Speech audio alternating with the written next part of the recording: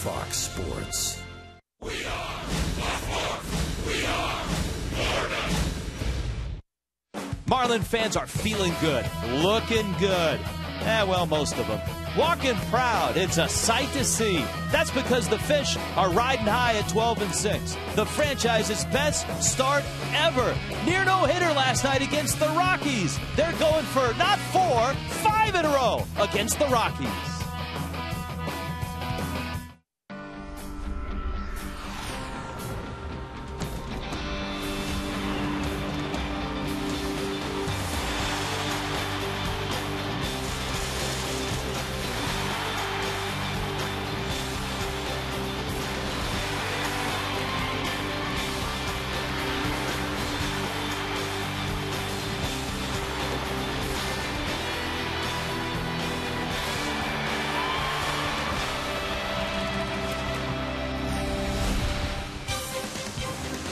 It's a Super Saturday in South Florida, Sun Life Stadium, the Marlins and the Rockies, as the Fish try to stay on that roll and make it 5 in a row. Two very good teams, 13-6 and 12-6. El Gran Combo, and of course, Edwin Rodriguez and Ozzie Martinez in that group, and it's University of Miami night, so Sebastian the Ibis is here as well. Hi, everybody. Rich Waltz along with Tommy Hutton. The Marlins captured Game 1 in grand fashion last night. Anibal Sanchez, who has done it before, almost threw a second no-hitter. I was thinking you were going to say they captured it in grand combo fashion last night. Anibal Sanchez was tremendous. 123 pitches. I loved his energy out there, the way he attacked the hitters. He helped himself with a tremendous play. He was throwing 93, 94, 95 miles an hour most of the evening. He wanted to finish the game. He got a little help with a double play in the 9th inning and then got the last ground ball out. So his second one-hitter, he threw one last year in San Francisco. And you know what? The base hit just snuck through. It was a shattered bat. There's the final out. What a great night for Anibal Sanchez, who evens his record at 1-1, brought his ERA down to 3.53. So let's give some love to the rotation. We've talked so much about the Marlins bullpen, who has the Major League's best ERA. But you mix in the rotation with the bullpen, and the numbers as far as pitching are pretty eye-popping. You mix it in, Rich, you have another pretty good grand combo. How about the ERA? Second in the league at 2.98. You have guys like Josh Johnson at 1.00. Anibal's ERA, 3.55. Ricky's got his down to 3. The bullpen, Hensley, Nunez, Brian Sanchez, Ryan Webb, all have earned run averages in the 2s or below. Well, maybe that group from Puerto Rico, El Gran Combo, is what Javi Vasquez needs to get going. Because that's a perfect segue. He's a native Puerto Rican as well, and it's a big night for him. All right, we hope that. A couple of changes we're going to keep our eye on tonight in Javier Vasquez, too. All right, there you have it. The menu is set for tonight on a Super Saturday. The Marlins, the Rockies, University of Miami night here at the ballpark. Big crowd expected, should be fun.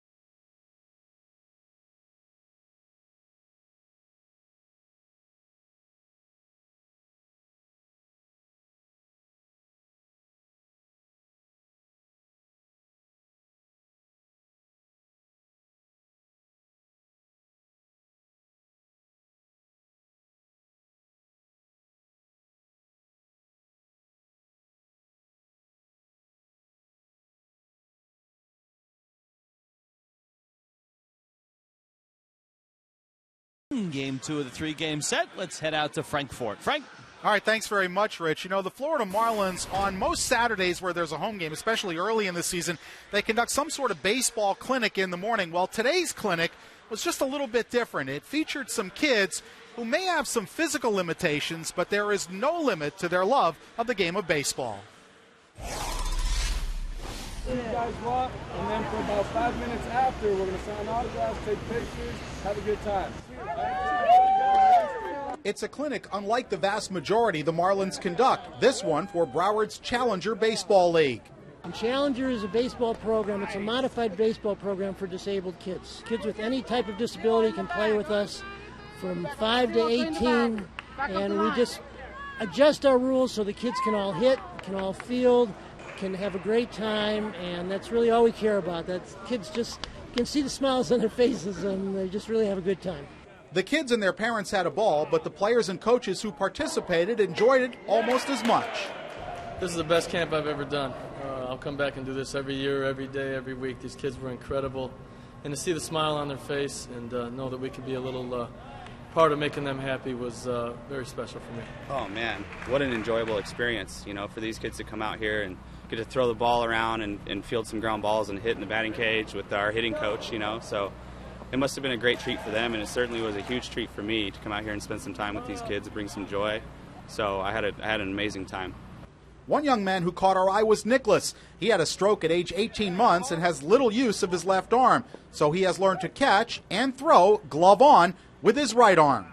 It's unbelievable, the adaptation and just the desire to want to get better and the love of the game. I mean, that goes a long way. I mean, I can learn something from that guy.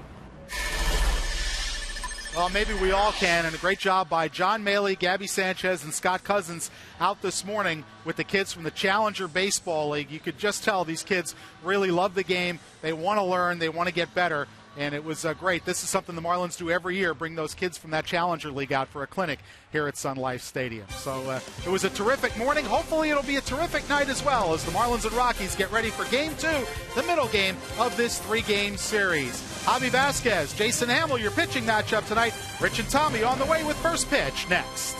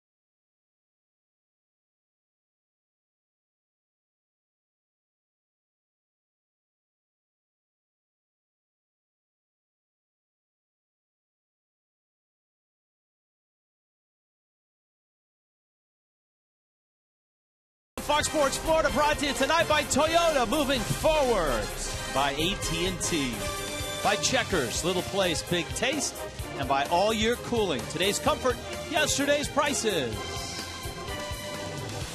Florida Marlins, Colorado Rockies, and a good crowd expected on a Super Saturday University of Miami night at the ballpark. The Rockies at 13-6. The Fish come in at 12-6. Javier Vasquez makes start number 4. His last start came back on the 15th of this month. So an 8-day layoff for this right-hander, the native of Ponce, Puerto Rico, a draft pick of the Montreal Expos. Tommy, what should we expect to see from him after the adjustments and the work with Randy St. Clair? Yeah, we're going to talk a little bit about that after he makes his first pitch. He worked on his lower half to try to drive a little bit better to the plate to help the velocity. The other thing that John Buck, his catcher, told me, he's going to have to start pitching off the breaking stuff, changing speeds on the slider, changing speeds on the curve, the changeup, and work that way, almost working backwards.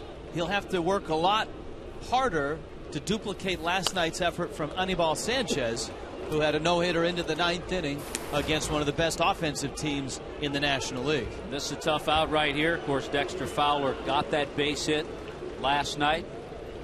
Yeah, Vasquez, 11 walks and 6 strikeouts in his 13 and the third innings. And here's a guy who has pinpoint control.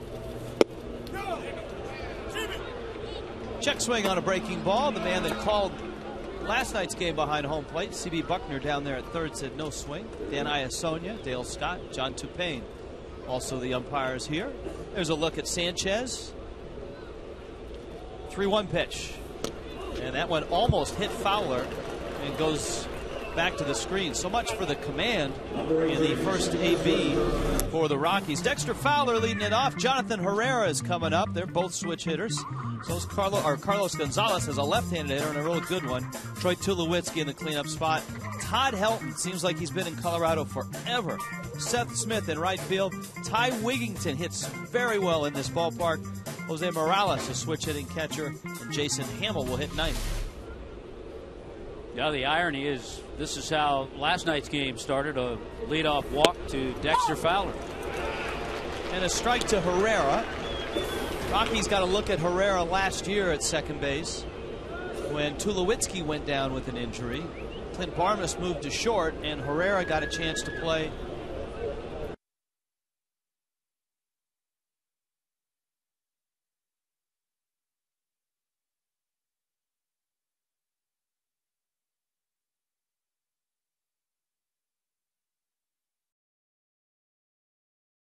Marlins get the out, but the Rockies move a runner up. Well, that's a nice play, and Gabby actually was thinking about going to second, but Fowler has too good a speed, and Gabby made the right decision. Here's the defense with Bonifacio in left, Chris Coghlan and Mike Stanton in that outfield, Greg Dobbs in the lineup at third, Hanley and Infante, Gabby with that terrific play, and John Buck behind the plate.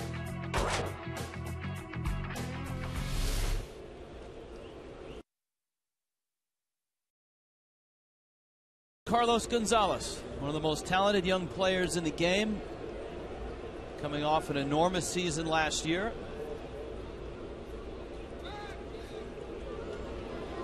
Coming off an enormous season and beginning with an enormous contract. That's right.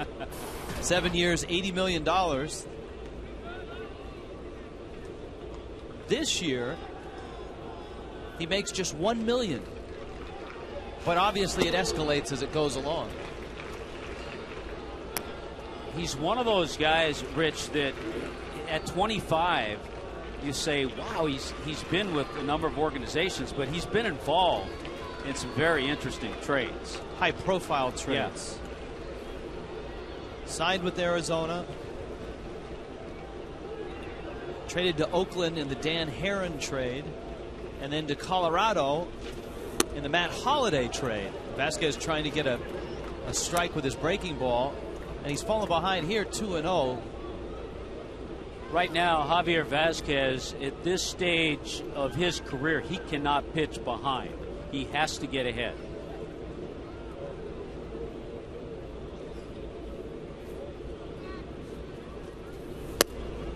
And he's outside to Gonzalez. It is 3-0. He's thrown 10 pitches. Only 3 have been strikes. And Troy Tulowitzki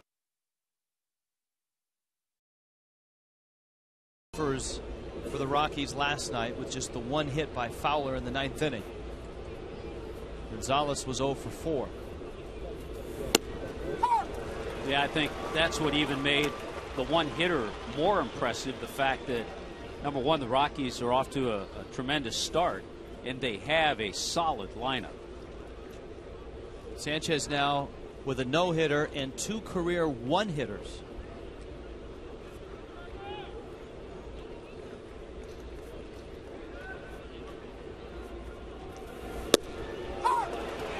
Change up for a strike. 3-2. That kind of goes back to what we were talking about, pitching backwards. A 3-1, a fastball count, and Javi drops in a nice changeup. In that case, the changeup doesn't have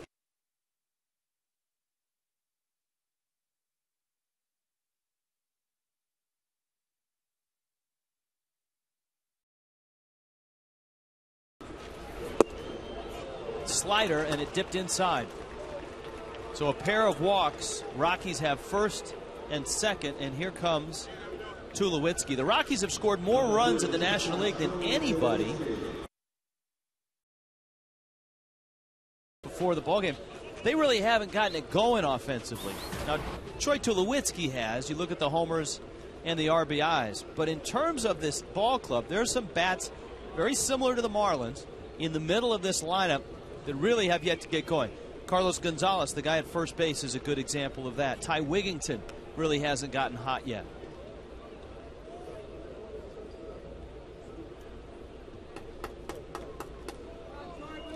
But this guy is on some kind of a run right now.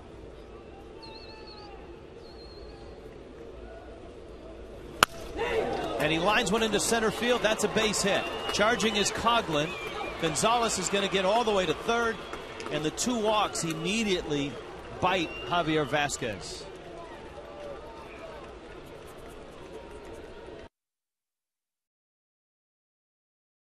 Doesn't hit this ball all that sharply, and because of that, Fowler scored easily, and also it allowed Gonzalez to get over to third base. A little peek over his shoulder. He knows he's going to score. Even though there was a slight bobble out there, it didn't affect Gonzalez. He was going to make it to third anyway. So the veteran Todd Helton stands in his 16th year with the Rockies. Hitting at 320 right now. And the number you always have to look at with Helton, along with batting average, maybe before batting average, is on base percentage. He's always been a high on base percentage guy. 386 this year. His career on base percentage coming into this season, over 400. And the news gets worse if you look at his numbers, because he's matched up against Javier Vasquez over the years, a couple of veterans. 6 for 20, 300 average, and a couple of home runs against Vasquez.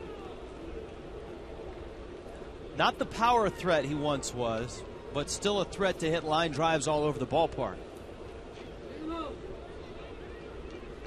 And if you need him to run the West Coast offense, he could probably do that. He was a backup quarterback, of course, and played at Tennessee.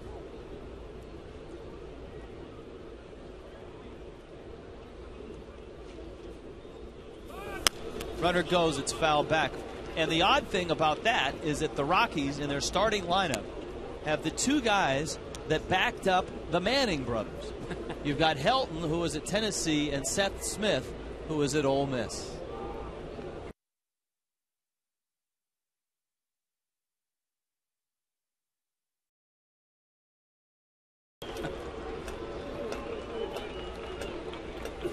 Let's see if Jim Tracy starts Tulowitzki again. On a 1-2 count, Vasquez to the plate. He misses outside. Helton, who grew up in Knoxville, is 37 now. His on-base percentage, there's Tulowitzki. That's amazing. A 423 on-base percentage. That's Ted Williams like. That's Bonds like. I was going on natural. 2-2. Active leaders in terms of batting average. Helton at 324.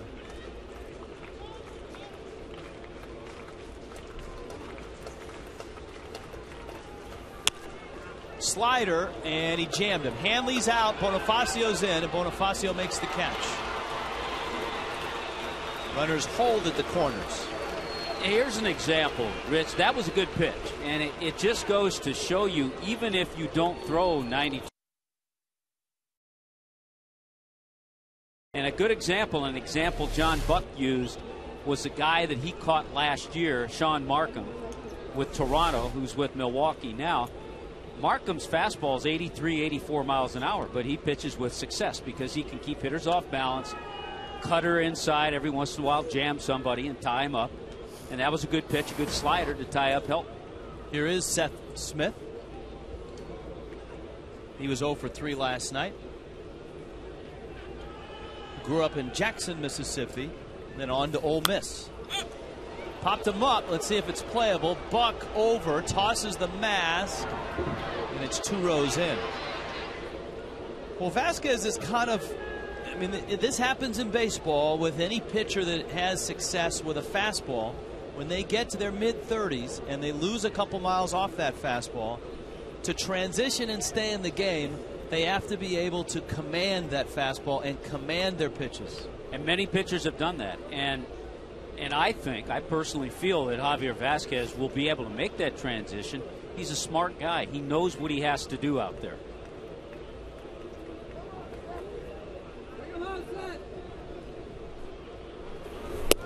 And I think while this week off of working with Randy St. Clair, a lot of people felt it was an attempt to recapture his fastball.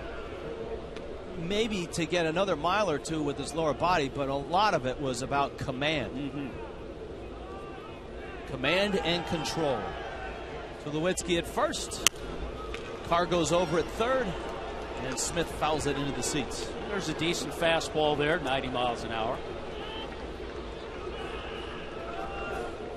The other thing that we certainly know after the complete game last night, Randy St. Clair knows and Edwin knows, they both have a healthy bullpen for tonight's game.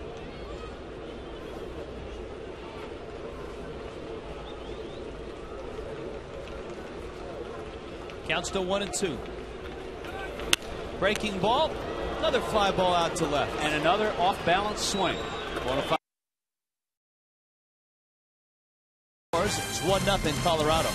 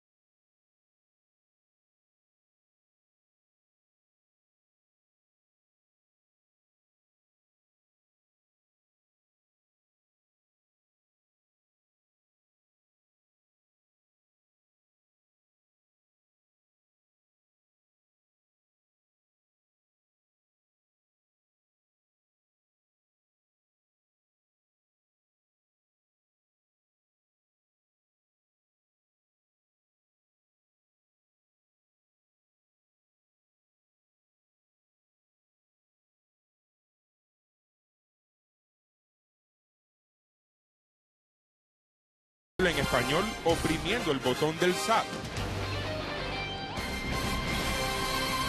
Rockies get a run in the first. Marlins lineup 12-6. Chris Coghlan leads it off in center field. Omar Infante at second base. Hanley Ramirez at short.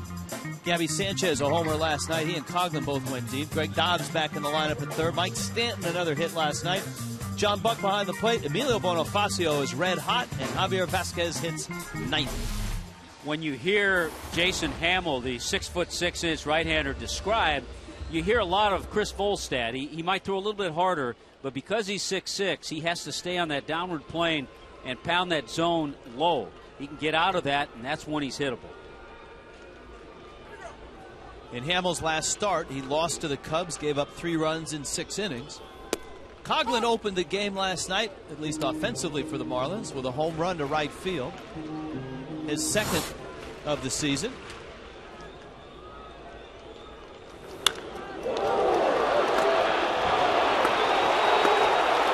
That one sailed into the seats, and the Marlins were off and running. And that was after the Rockies had scored an unearned run against Anibal Sanchez. Coghlan takes a breaking ball up. That was one of the odd things about last night's game, the fact that the Rockies had a run in the 9th inning and didn't have a hit until Dexter Fowler got one. Would have been one of those rare no-hitters where there's a run scored. Coghlan hits a high fly ball, shallow center. Fowler covers a lot of ground, and he makes the catch. Rockies a good defensive team. Yeah, let's check in on the rest of the defense with Cargo, Carlos Gonzalez, Dexter Fowler, and Seth Smith. Wigginton, Troy Tulowitzki, Jonathan Herrera, Todd Helton around the infield. Helton's won some gold gloves, 3 of them to be exact. Jose Morales behind the plate. And you're right about Dexter Fowler. In Denver, at Coors, and certainly in this ballpark, you need a guy in center that can cover a lot of ground, get good jumps, move a little bit. And I think we've seen Chris Coghlan adapt very well.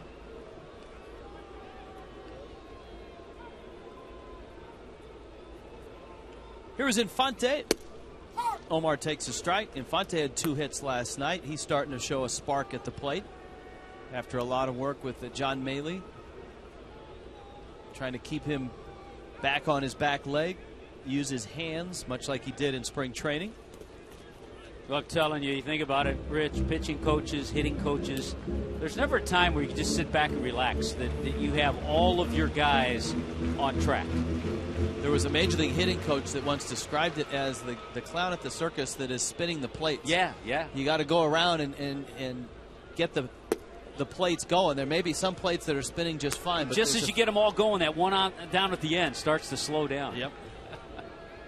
I think that was Jack Maloof, when Jack Maloof was the hitting coach here. 2-1. That's out. You could see Morales snap the glove and try to frame that pitch.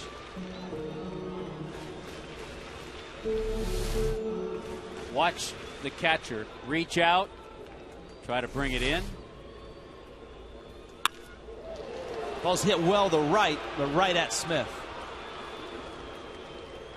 So Infante hit it on the button, and here comes Hanley. Now, we told you that the Rockies are leading the National League in runs, but they have some guys that have yet to get going.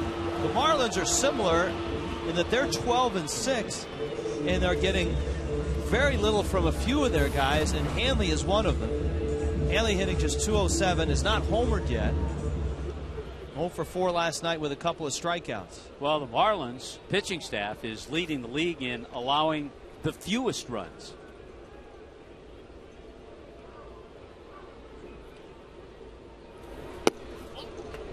Hamill misses outside. I think we all know, having watched Hanley over the years, once he gets going and gets on track, look out. I think a lot of pitchers will have to pay the price. And there's a mental aspect of it. I'm sure he would not admit it, but it creeps in your head that he hasn't hit a home run in a long time. Hasn't hit one, didn't hit one all spring.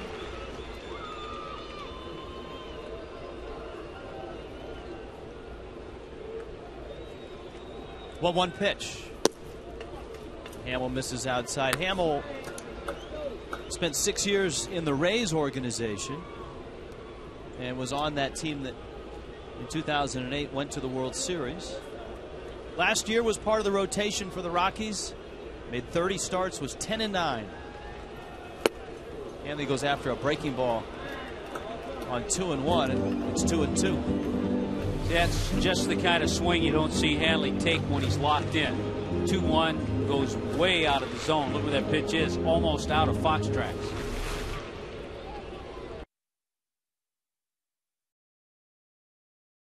Fastball and a 1-hopper back to Hamill, who flips to first. And a 1-2-3 inning for the Fish. We're underway, and the Rockies lead at 1-0.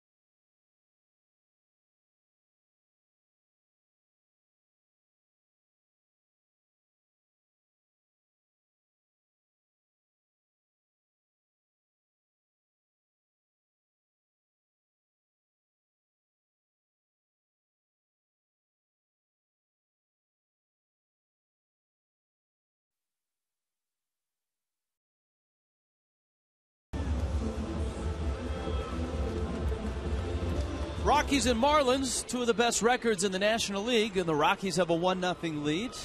And they got there with just one hit in the first, 2 walks from Javier Vasquez, RBI single from Troy Tulowitzki. And here is Ty Wigginton.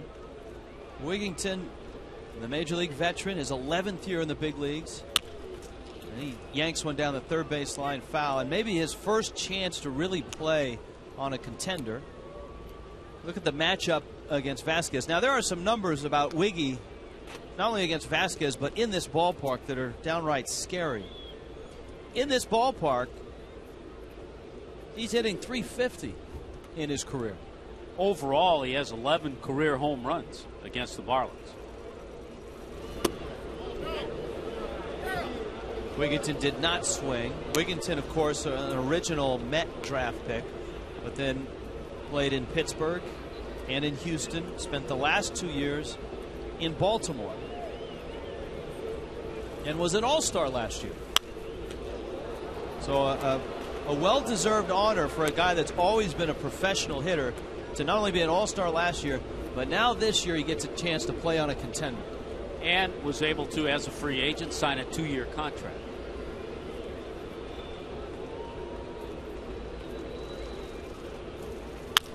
Breaking ball, little chopper out Hanley's way. And the Marlins are unable to get the out. And for Hanley Ramirez, his throwing issues continue. They continue. This is a routine play. Got caught a little bit. Another off-balance swing, I might add. The body, the feet, it's all footwork and body, and he just doesn't get himself lined up right. Routine play. And it's tough when you have a pitcher out there who's trying to get himself in a groove. Arm stays down, arm slot not in the right spot. Consequently, the throw well offline.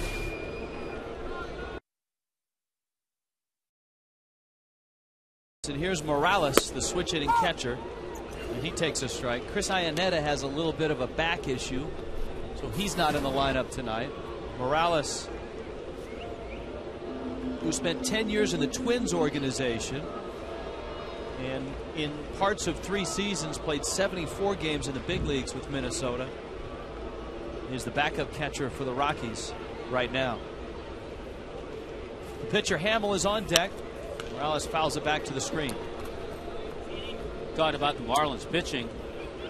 #1 in the league, fewest runs allowed. #1 in the league in fewest hits allowed. Do you think that Hanley's struggles at the plate some have affected him out at short?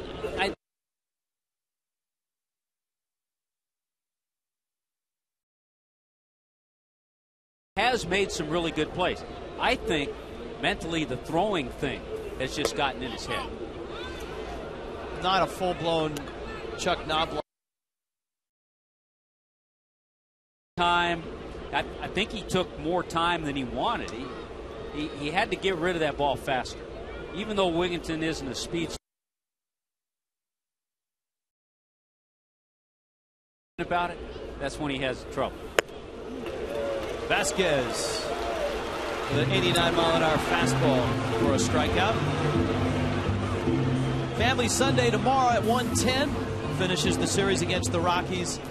Kids 12 and under can enjoy a pregame Easter egg hunt on the field and run the bases after the game in the Diamond Dash. 1-877-MARLINS or go to marlins.com. Not only the Easter egg hunt, not only Family Sunday and Diamond Dash. Tomorrow, it's Josh Johnson against Ubaldo Jimenez. So that's all you need to know. Get yourself out to the ballpark tomorrow. Bruno on JJ, pick up his 4th win. Maybe lower that ERA below 1.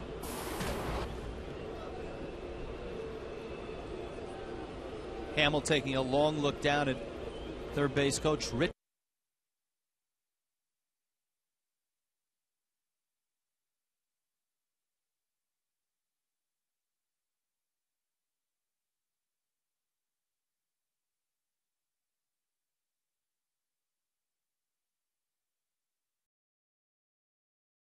Runner in scoring position for Fowler. Jim Tracy is not afraid to be aggressive. He's a manager that likes to put the game in motion. When you know your players, obviously Jim Tracy does, he knows that Hamill, handles the bat pretty well. So not afraid to put the hit and run on. He gets a handshake from his skipper because he protected the runner. With the runner on the move, he was able to get him to second because he put the ball in play. Here's Fowler now.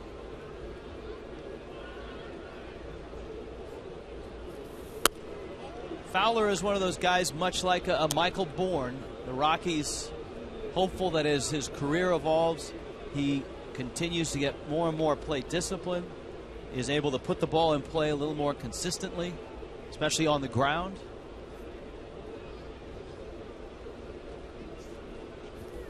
Well, there's no question he has that speed. He had 20 doubles. Last year he led the major leagues with 14 triples. Of course, a great triples park at Coors. From that talent-rich area, the Atlanta area, Alpharetta, Georgia.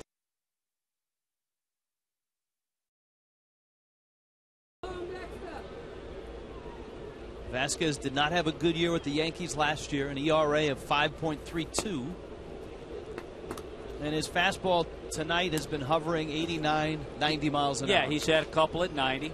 And to me, with control, he could certainly pitch up here with that fastball. He's touched 92. His off-speed pitch is changeup at 76. But the bottom line, he has to have command, and he just can't get away with walking hitters. Weekdays on FSN, the Dan Patrick Show is where you want to be. 9 a.m. on FSN. Lots of high-profile guests, athletes, celebrities, pop culture. McLovin, the Danettes. Have we ever been asked to be on that show? Not yet. We're working our way there, though. All right. We did get a shout-out about a week ago. Oh, that's nice.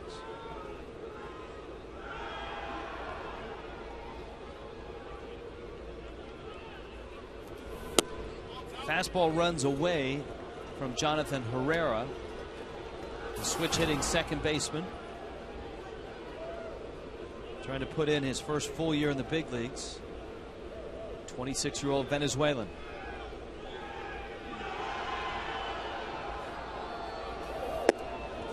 Breaking ball for a strike. Vasquez is already at 39 pitches. Right now is one of those nights that, down in the bullpen, everybody's kind of sitting around going, all right, it's gonna be up to us tonight.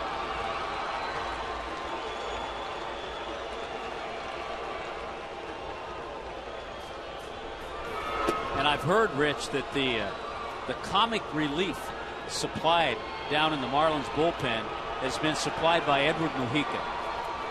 That he has everybody's delivery. He can imitate everybody's delivery. He does a lot of things to keep everybody loose. I'll bet you he's even better than batting stance guy. Breaking ball misses outside, and it's 3-1.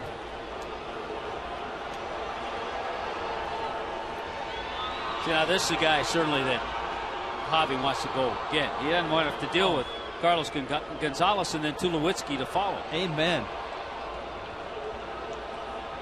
3-1.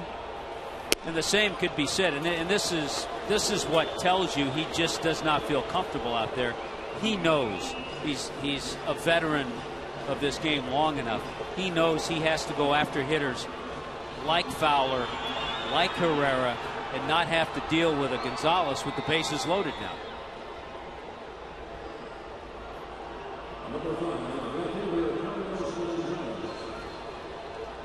So here is Gonzalez. He walked him back in the first. Gonzalez last year hit 34 homers, had 34 doubles, stole 26 bases, won a Gold Glove, won a Silver Slugger, and was third in the MVP race.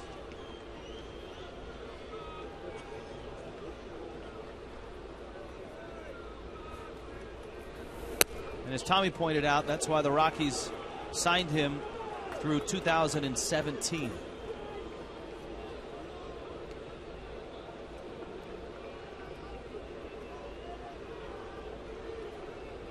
A Diamondback in the Oakland organization and now in Colorado. High pop. Gabby comes down and in foul territory makes the catch. So Vasquez escapes, and it's still 1-0.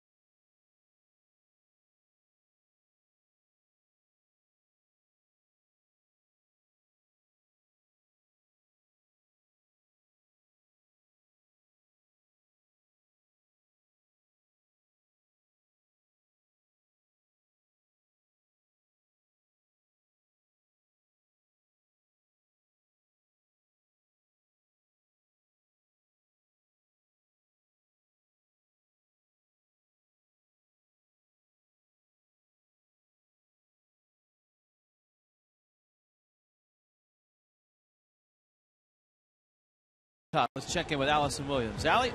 Hey, Rich. It is UM night here at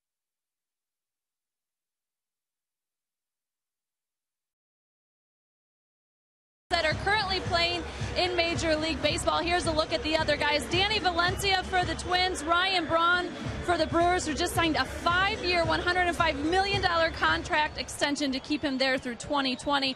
Aubrey Huff and Pat Burrell both won the World Series with the Giants last year, as well as John Jay with the Cardinals. Chris Perez, the only former Canes pitcher currently in the big leagues. We just saw Jason Michaels in Houston, and Alex Cora, now with the Nationals, won the World Series in 2007, and he actually was the first draft pick under current Miami baseball head coach Jim Morris. Rich?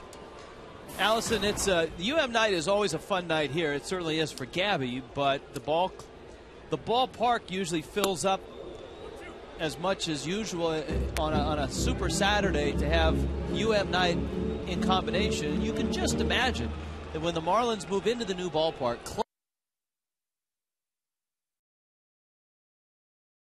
Gabby punches out on a big breaking ball. So Jason Hamill's off to a good start. He's retired all 4 that he's faced.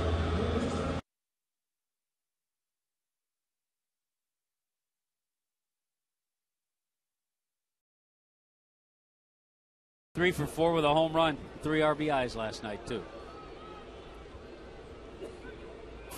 Here is Greg Dobbs. Generally, University of Miami Knights bring between 15 to 20,000 alum, employees, students, and fans.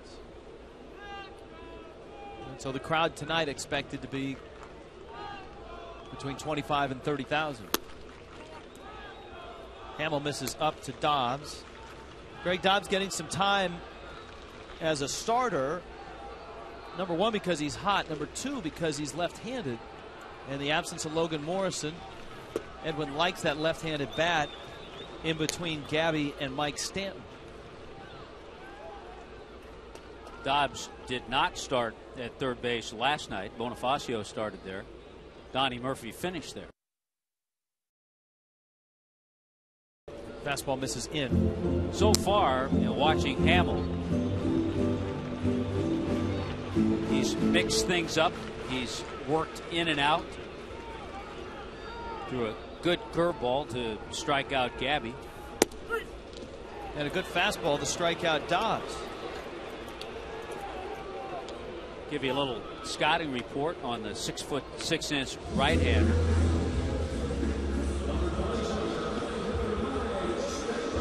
Good fastball. He's been consistent in 09 and 2010, won 10 games each of those seasons. Very easy delivery with that sink to it. And that big 3/4 curve was the one that got Gabby. Mike Stanton fights off a breaking ball and dumps it into the Marlins bullpen.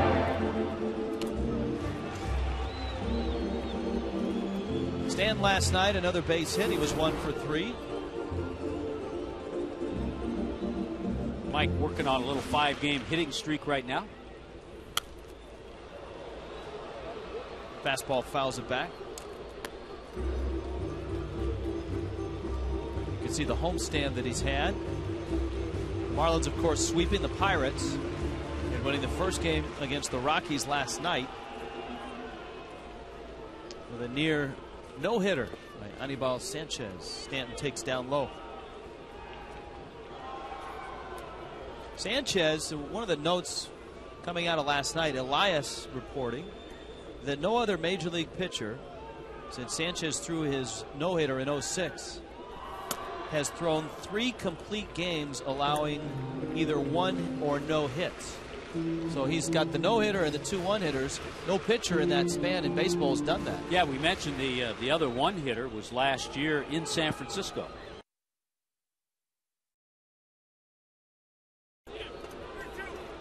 Counts full, 3-2. John Buck. Bonifacio follows him.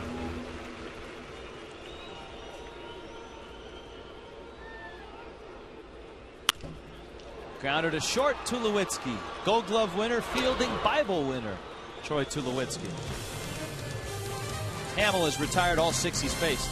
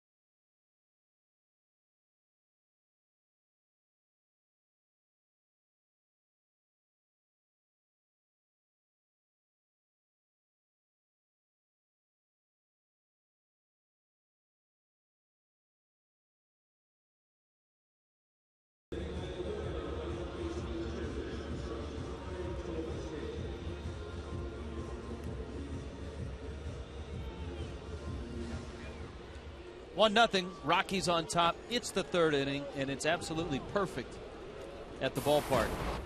81 degrees. Pleasant, according to our crack staff. It's a tip of the cap to Gainesville on UM night here at Sun Life Stadium. And a shout out to all those in Tallahassee as well. Breaking ball misses up. See, we should have Florida night and Florida State night and Central Florida night. Just college night across the board. Yeah, you and I could be like old school. Yeah. We're going streaking. To left, and it's Bonifacio. A lot of help. See Hanley out there helping Bonifacio.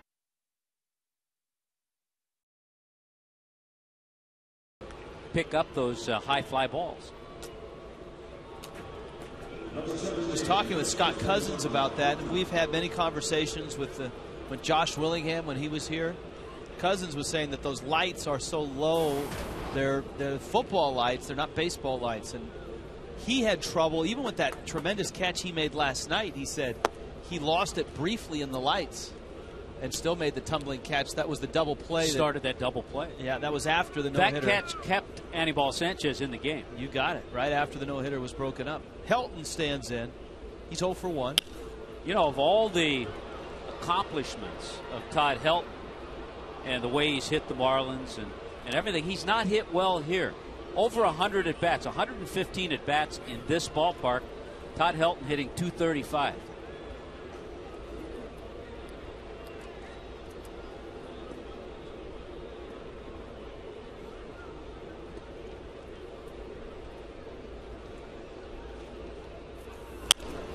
That's fouled off. In case you missed the Scott Cousins catch, everybody was focused on the Fowler hit. This is what followed. Not hit hard, a good charge and a backhand grab, and then that started the double play. If the Marlins don't turn that double play, Edwin was certainly thinking about taking Anibal Sanchez out of the game because that pitch count had gotten up there. He eventually threw 123 pitches. Got the next out quickly on a ground ball.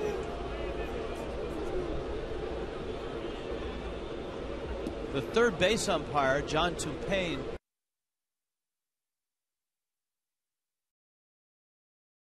whether it was caught or not. And Vasquez, see, when you can feed a guy like Helton sliders, which Helton fought off, you can sneak a 90-mile-an-hour fastball by him. You get him thinking soft, and then all of a sudden something hard comes in there, and he threw that ball by him like it was a 96-mile-an-hour heater. That's the way Javi Vasquez can pitch, and pitch successfully here.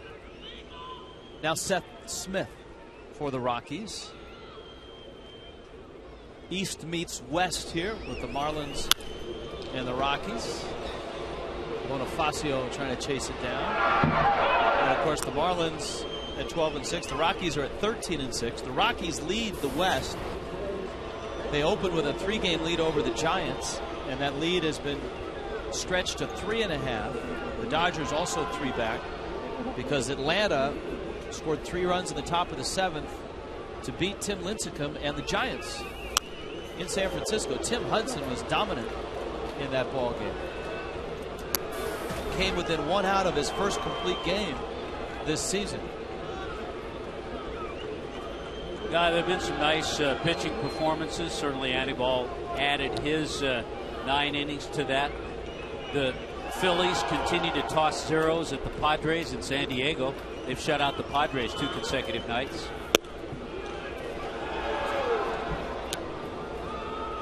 Joe Blanton will try to keep that going tonight against Tim Stauffer. Yeah, I think it was Oswalt in the bullpen the first game of that series. Hamels went 7 or 8 innings last night. Hamels 8 innings, 4 hits, no runs. Phillies won that game 2-0. Breaking ball.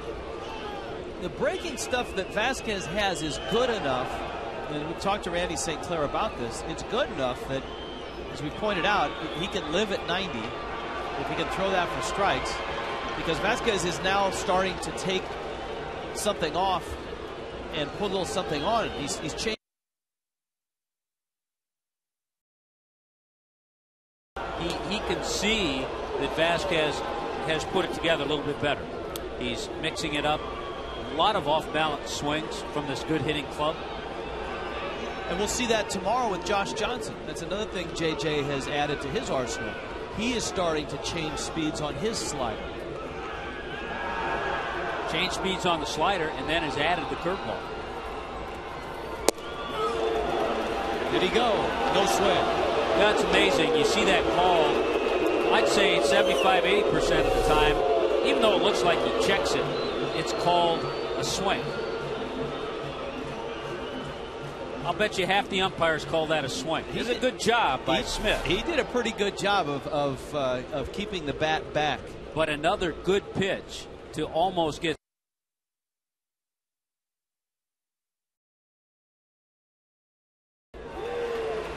And a changeup is fouled at the plate.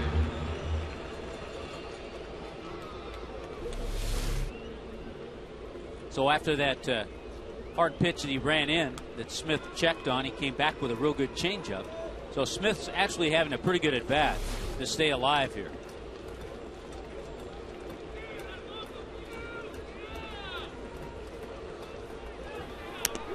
This is an odd start in a sense that the Rockies haven't barreled many up.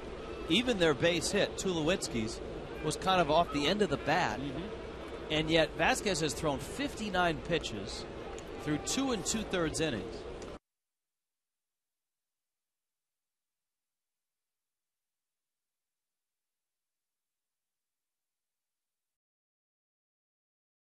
Two. That's out. And the count's full 3-2.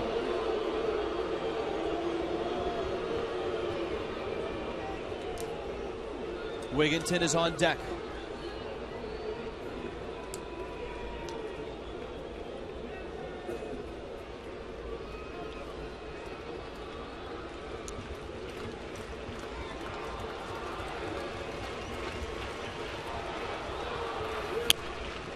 Another slider. All the good pitches. Now this is probably where a pitcher like Javier Vasquez can get frustrated, because there was a time, and it wasn't that long ago, in 09 when he was with Atlanta, when he had 238 strikeouts, that he could put a hitter away in this situation. He isn't able to do that. Smith's having a good battle with it.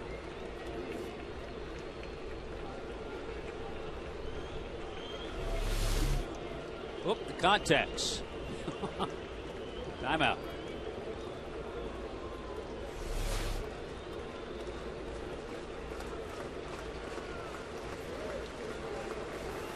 Fastball at the knees. He put him away at 91 miles an hour. So 1-2-3 inning. It's 1-0 Colorado.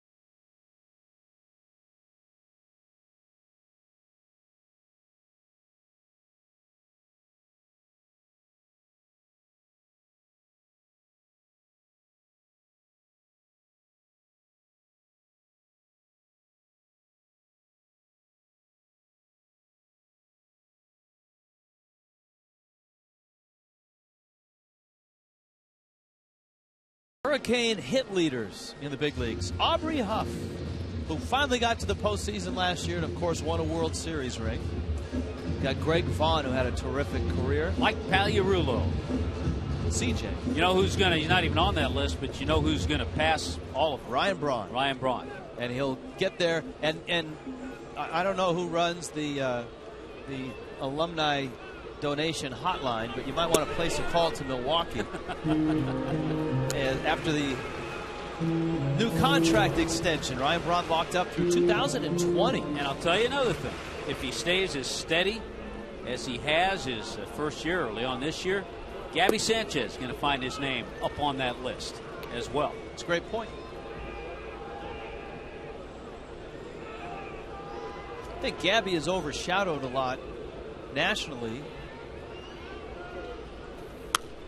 So much was written about Mike Stanton in the offseason, Logan Morrison, and deservedly so with those two. And last year as a rookie, everybody was talking at the beginning of the year about Jason Hayward, who certainly is a tremendous player. Buster Posey eventually won the award.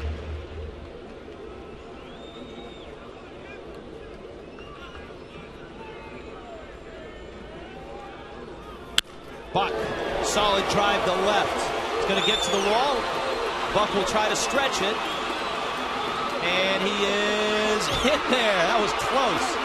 And then he stumbles on the bag. Herrera thought he had tagged him out. A double for Buck. Well, the Marlins continue to sting 2 base hits around the league. 47th double of the year. That leads the major leagues. But this one was close. Remember now, John Buck's a catcher. Doesn't run all that well. And Carlos Gonzalez, who can actually play center field and right field, has a good arm. And the slide, the foot slipped off the bag a little bit. He came up. Let's see if Herrera was able to keep the tag down on him. Boy, that's pretty close. See, a good job of footwork by Buck. His foot, if his foot's not on the corner of the bag in that shot, he's out because his hand came down on the glove. That's also...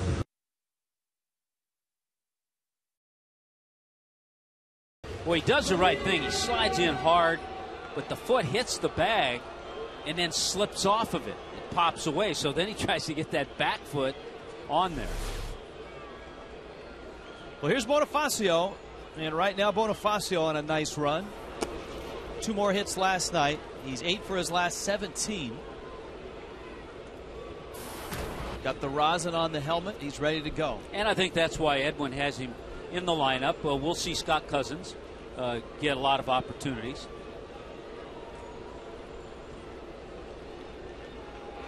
Got Vasquez on deck. Buck is at second. Marlins have their first hit, first base runner. Inside corner, it's 1-1. Tell you what, Hamill last year, he got on a roll most of June, and he had a stretch in June of 28 1/3 scoreless innings.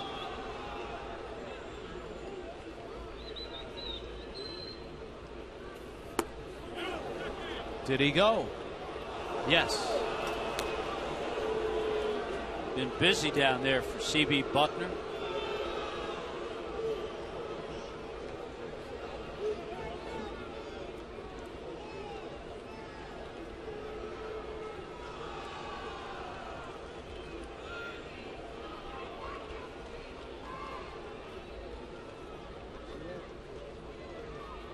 One, two. Line drive into center field. That's a base hit. Fowler picks it up. Buck will stop at third. And Bonifacio just keeps hitting right now. 9 for his last 18. I think, Rich, you and I have seen the maturation of Bonifacio, and we hope he stays with it. We've seen more swings like that, where he's just trying to put the ball in play, not trying to lift it in the air, keep it on the line drive down. And he's done a lot of that lately. Tommy, this is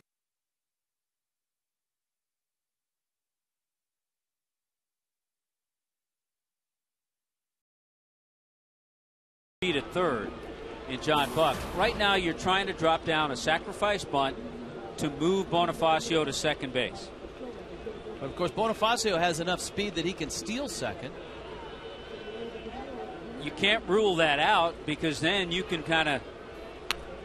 Vasquez drops it down. Hamill looks at second. The other thing you had going, and this goes back to managers knowing their players, Javier Vasquez, very good back control, has always been a good bunter. And that certainly puts the pressure on Chris Coughlin now. The runner at second and third, and one out. The Dodgers are coming, arriving on Monday night through Wednesday afternoon. Visit your local Subway for the Subway Monday $5 bullpen box voucher. And in Tuesday's edition of the Miami Herald, it's the 2 for Tuesday offer. 1-877 Marlins. Don Mattingly's Dodgers. Coughlin flied to center back in the first. The infield is back except for Wigington at third base. So a ground ball here ties the game. Fastball buzzes Coughlin off the plate. Rich, you were talking about Bonifacio, 8 for 17 on this homestand.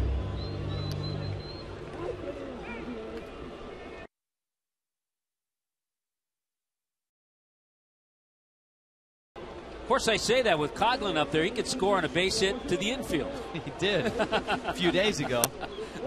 Coughlin swings and misses, and it's 1-1.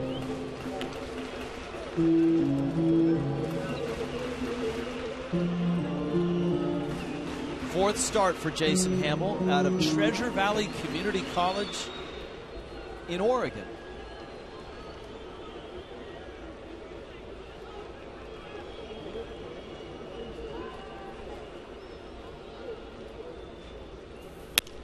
Coughlin drives it right center field. Fowler is over. He'll make the catch. Buck tags.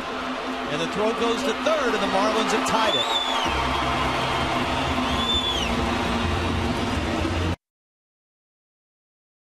Execution. Coughlin was looking for a ball he could hit in the air, and he got one.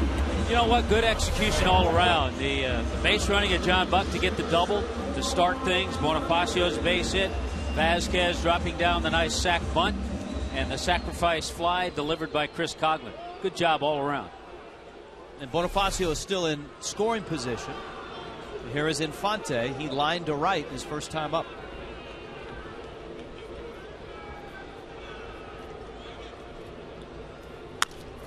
Soft ground ball to Tulowitzki.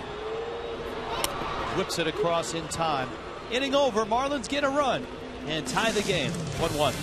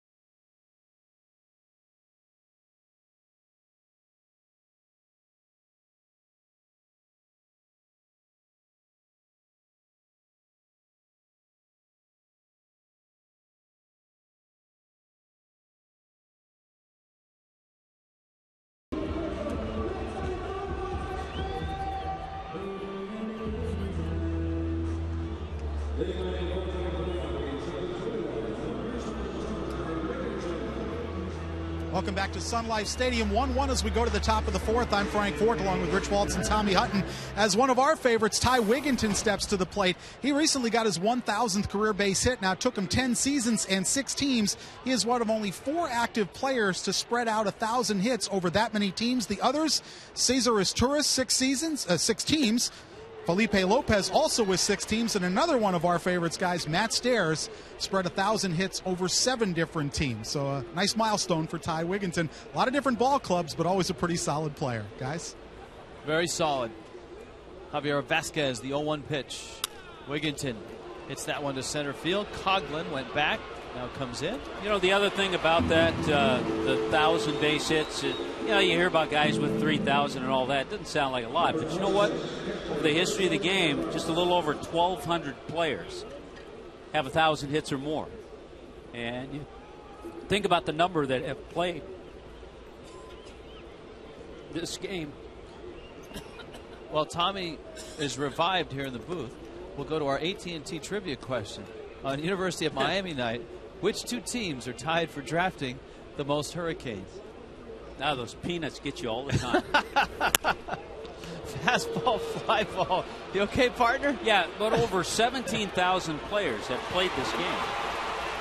And just a little over 1,200 have amassed 1,000 hits or more. I knew I'd get that out eventually. You did. It took the Heimlich maneuver, but you got it out. We appreciate Chip Singer coming up behind me and hovering over and 6 in a row. Giving me the Heimlich. 6 in a row. Vasquez has retired, and now he gets the pitcher, Jason Hamill. Hamill bounced out back in the second. If you've just happened by, it's a 1-1 ball game. The Rockies have had a slew of base runners in that Vasquez, a messy first, he walked 2. A messy second, he walked 2. There was an error by Hanley. But the Rockies got just 1 run out of it on their only hit, Tulowitzki. You look back at the game that Javi had in Philadelphia on April 15th. He went 5 innings. He gave up 5 hits and 3 runs. He walked 4. But the Marlins won that game.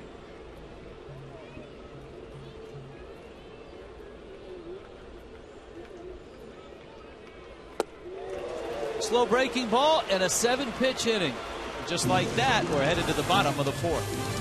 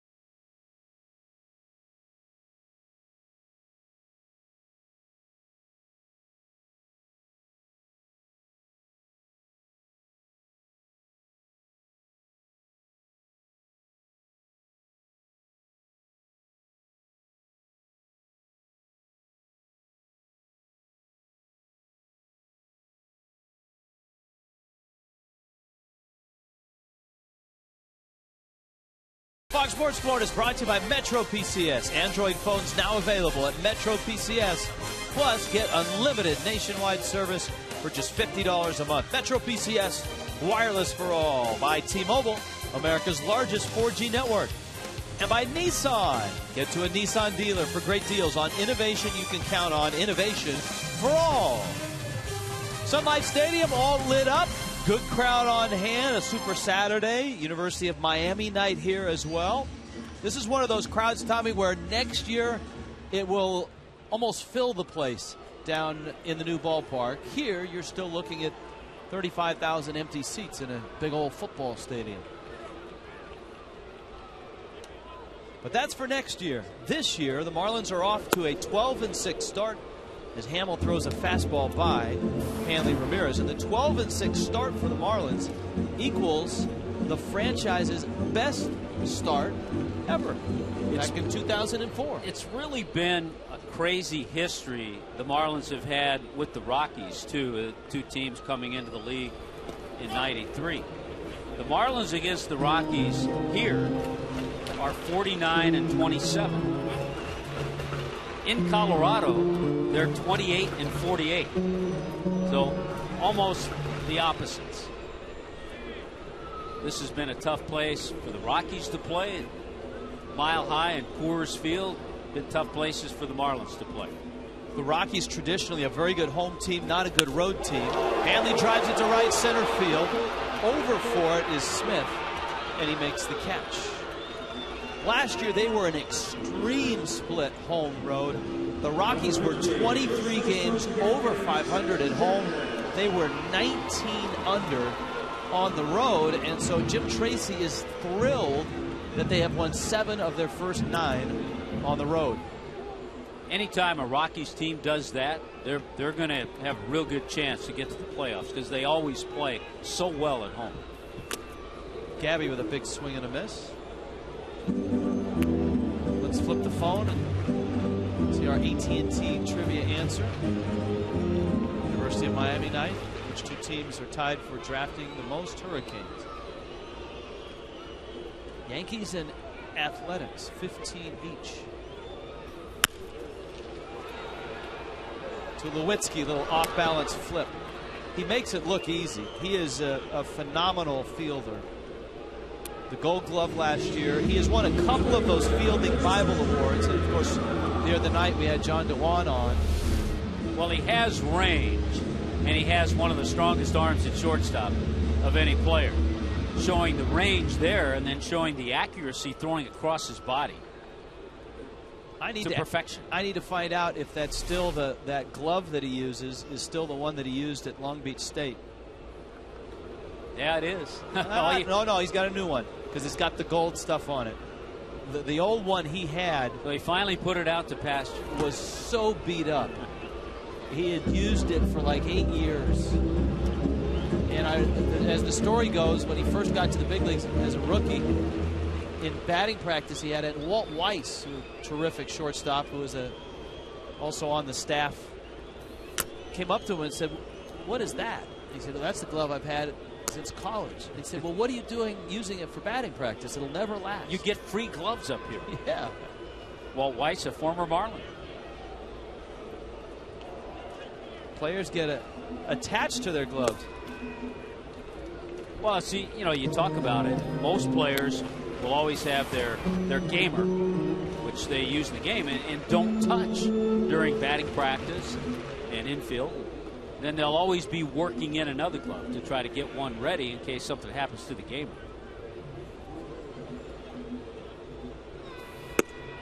If you want to get a player angry, put your hand in the gamer.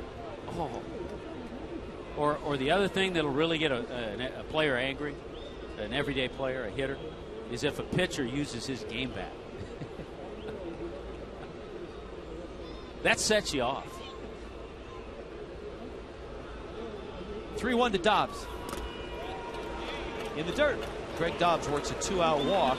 That's the first walk issued by Jason Hamill. And even worse if the pitcher uses your game bat and breaks it. Log on to FoxSportsFlorida.com and get the latest news and information surrounding your favorite Florida sports teams. A lot of teams involved in the postseason right now. You can get it all at FoxSportsFlorida.com. Chance for the sweep by the Heat tomorrow.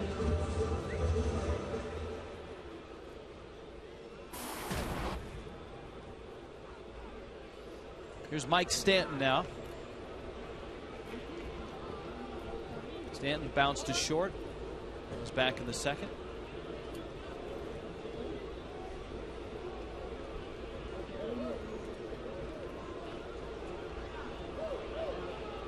Don't have a base stealing threat with Dobbs at first. Now, if you're Mike Stanton, you just hit one about 450 feet, and then that takes care of it. He finally hit one the other night, and it was a line shot to left center. The ball didn't really get that high, but it skimmed off the top of the wall and bounced out.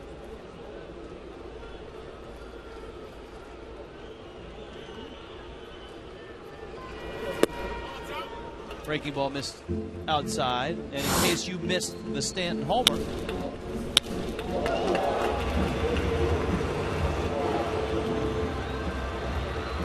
Mike, of course, last year 22 homers in 100 games.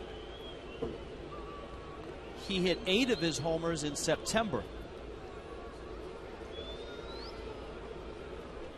Of course, that pales in comparison to what Troy Tulowitzki did in September. Tulowitzki hit 15 home runs in September last year. And so you add the 7 that he's hit in April this year, that's a pretty good month and a half.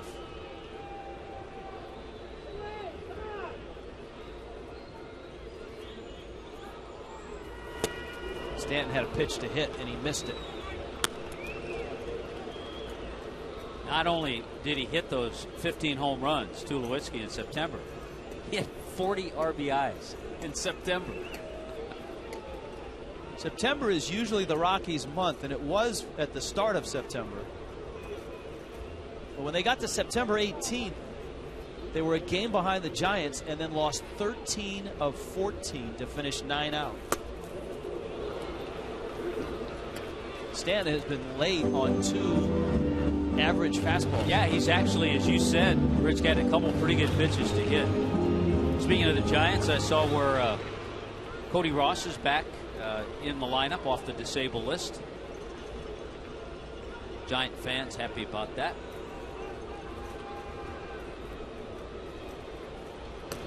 Ross had a couple of hits today in the loss to the Braves.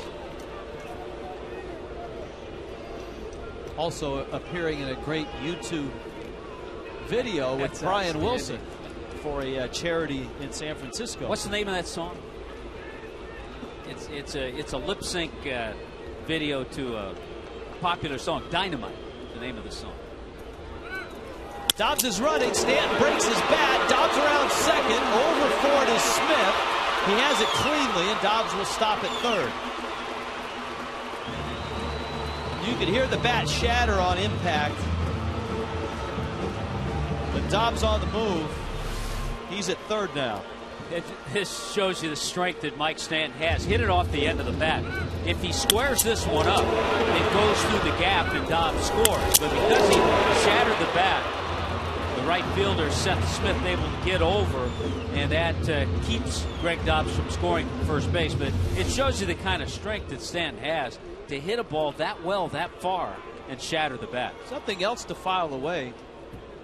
Dobbs got a terrific jump, and Hamill, as you noted, is a big guy, and he takes a while to unfold coming to the plate. At the corners for John Buck. Goes after a breaking ball. It's 0-1. Mike Stanton now with a 6-game hitting streak. That base hit. You heard Buck ask if that was a ball or a strike for Dan Iasonia. Catchers get a little more latitude, don't they, when they're at the plate as hitters? Because they have developed that relationship with the umpire? They do. And they should.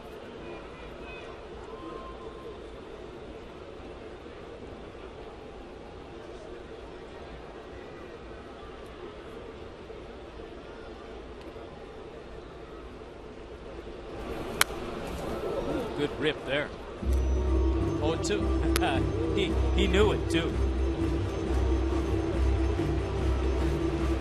Marlins and Rockies 1-1. Fish have 3 hits. Rockies have just 1. Dobbs and Stanton on the corners. So the Rockies have just 2 hits over their last 13 innings against Marlins pitching.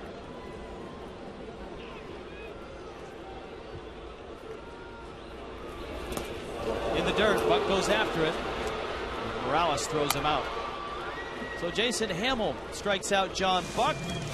We've played 4. It's 1-1.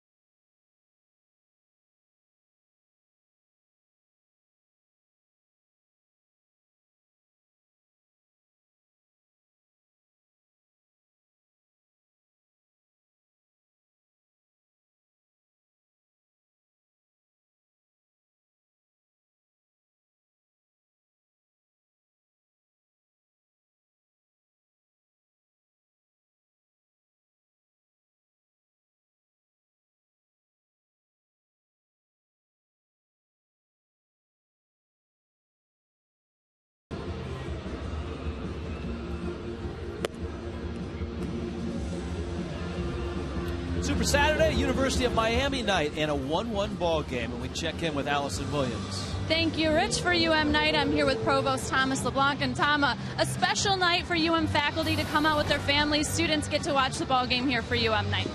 It's not just our faculty, it's all of our employees. We think we have about 20,000 UM employees here tonight for a great night of baseball. And you, of course, have a great view here in the owner's box. It's been a busy spring for the University of Miami, recently hiring a new head basketball coach, Coach Laranaga, coming to Miami from George Mason. Why do you feel like he was the right fit for the U? Well, Coach is, first of all, a great coach. He loves his players, and he teaches them the game of basketball, and he focuses on the fundamentals. He also graduates his players, and that's important at the University of Miami. Also at the U, we've been talking a lot about the former University of Miami baseball players that are currently in the majors or that have played in the majors, and a big reason for that, Jim Morris. He's in his 18th year at Miami. He's been to the College World Series more than any other coach, the U more than any other program. Just talk a little bit about what Coach Morris has meant to the U and to the baseball program. Well, Jim Morris is an institution. I mean, he's a part and parcel of what makes University of Miami great. And tonight we're celebrating Gabby Sanchez. We're handing out the flags with GS15, and you know Gabby played for the Canes, and it's just Jim Morris is a great coach, and he's produced a lot of great baseball players. And I believe there was a check presentation before the first pitch as well, correct? Yes, there were in fact 2 check presentations, one to our School of Education and one to our School of Communication, and we're very appreciative to the Marlins for that. Very appreciative indeed. I saw my former professor, Dr. Driscoll, there to receive the check for the School of Communication. So a big thanks from me and all the Hurricanes to the Marlins. It's a great night for baseball. Thank you. Thank you so much. Rich, Tommy, back to you guys. Allison, I wasn't aware that you were a UM alum. What I type am. of student were you? Rich, I knew that. I was actually, believe it or not, a pretty good student. I made the provost list a few times. Graduated with honors. I'm just going to toot my horn a little bit. Yeah. Allison, right? was that in communications? It was. Oh, okay. Yep. Double major in broadcast journalism and women's studies. And look where it's gotten her. She's on in TV. the owner's box. In the box, in the owner's box. In the owner's box, that's right, yeah. With the provost. Nicely done. What's that? Thank you. Yep. A liner into left field from Jonathan Herrera. Bonifacio picks it up, and Herrera has the second hit of the night for the Rockies. Time for a look forward, brought to you by Just for Men Hair Color. Rockies tomorrow, and of course, what a great matchup. Marlins Live starts the day at 12:30. Ubaldo Jimenez, Josh Johnson, need we say more? Dodgers for 3, and then on the road, a weekend in Cincinnati, Tommy, and then 4 in St. Louis. You can live forward with Just for Men Hair Color. A weekend at the Plaza downtown in the Queen City of Cincinnati. So by the way, for Hurricanes fans, a doubleheader the baseball team has against North Carolina. Hurricanes won the first game with an 8-run 10th inning, 13-6.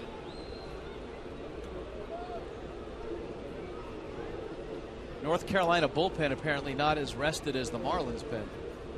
Yeah, the game played in North Carolina. Fly ball center, Coughlin.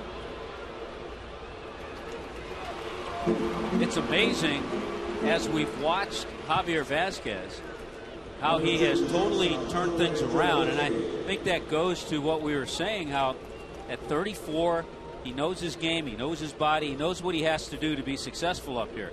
He's put in the work, he's put in the time, and he has really turned it around after that first inning that didn't look very good at all, and even the start of the second inning.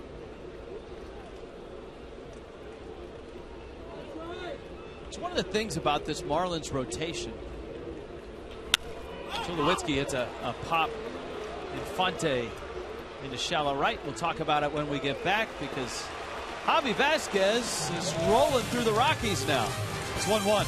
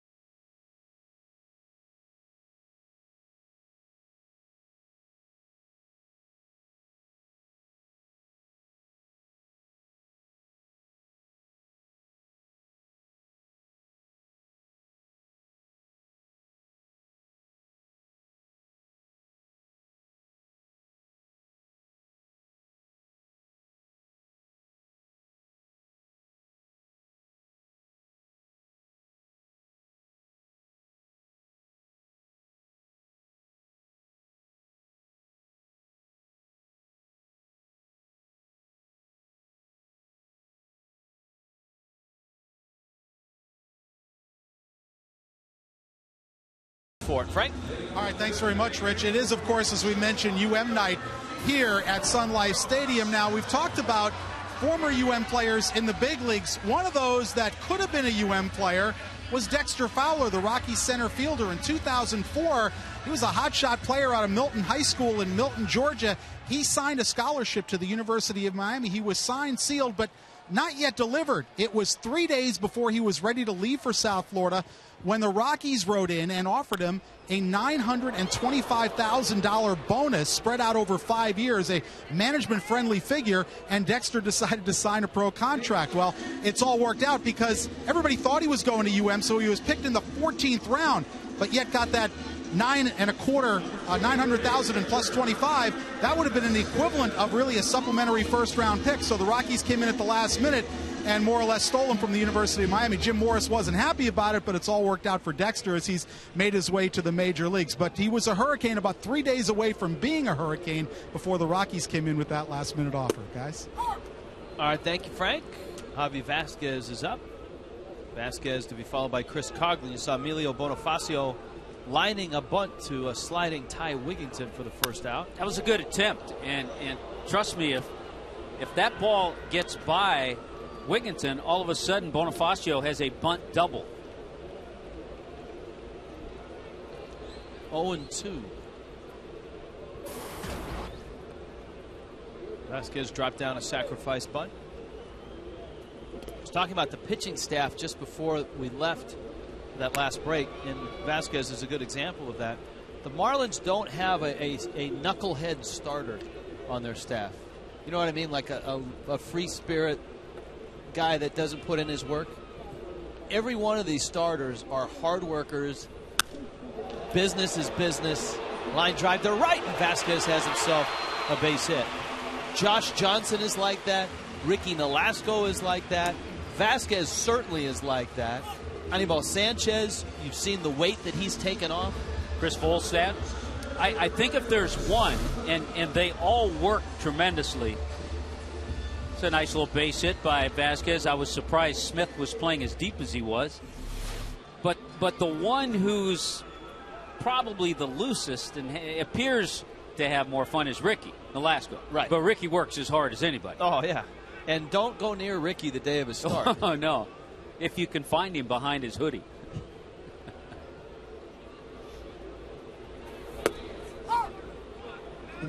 Coughlin takes a strike. He was thinking about dropping down a bunt.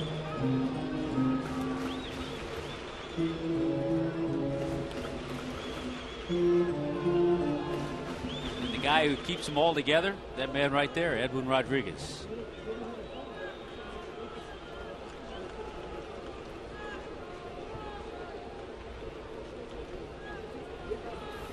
I know, Rich, a lot of people come up to us and talk to us about the ball club, and I hear a lot where people say it really looks like this club has some cohesiveness and does well together, and I always just say that's a reflection of the manager.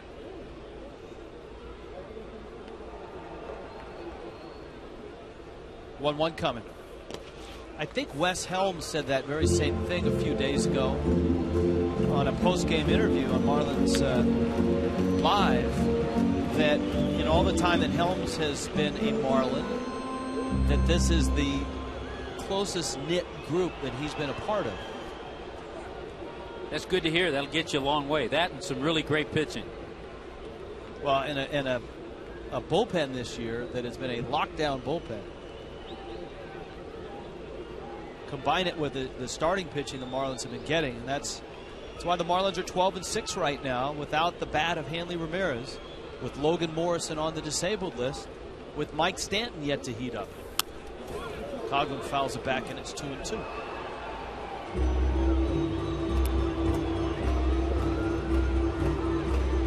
Wes is starting to get into his routine now. He knows that that pinch hitting opportunity could have come at this moment had Vasquez been wobbling.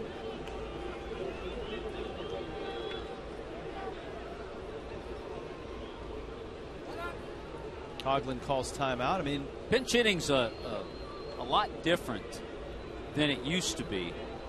A lot of times as a pinch hitter, you could sit on the bench and really focus on that starting pitcher because he was going to be in there. Nowadays, more often than not, Wes is going to be hitting off somebody out of that bullpen. And much like, and you see this in bullpens, they'll have the scouting reports on paper. Relievers will be looking at possible pinch hitters and who they may face.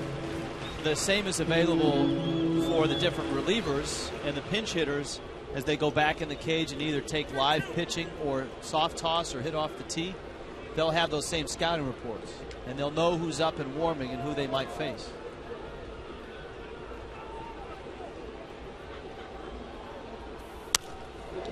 Coughlin a fly ball to left. Gonzalez makes the catch. 2 outs. Marlin fans, present your Miccosukee Ultimate Rewards Players Club card at the stadium box office starting 2 hours prior to any Marlins home game and receive a $10 discount on up to 8 infield box seats. Offer cannot be combined and is subject to availability. Miccosukee Resort and Gaming. Get in the game. There's Ozzie Martinez called up.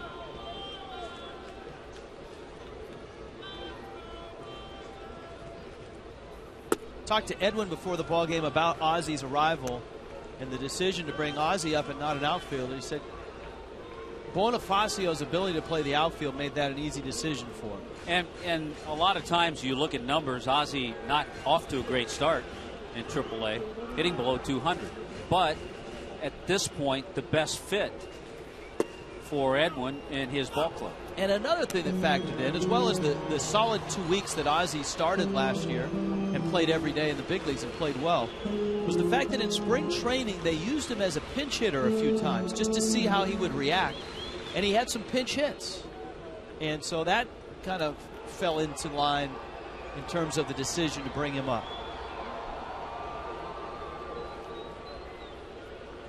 (2-0 to Infante. Hamill rides that high.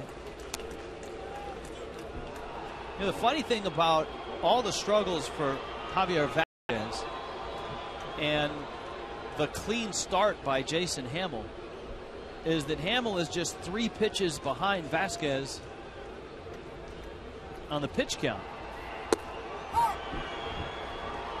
Yeah, over the last 3 innings, Javier Vasquez has brought his down, hadn't thrown a lot of pitches, and Hamill's gone the other direction.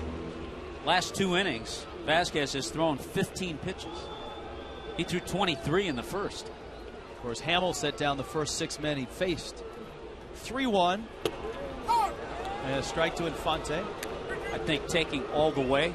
Omar Infante confident enough with 2 strikes. And this also, with 2 outs, 3-2, will allow Vasquez to be on the move. Give him a little head start.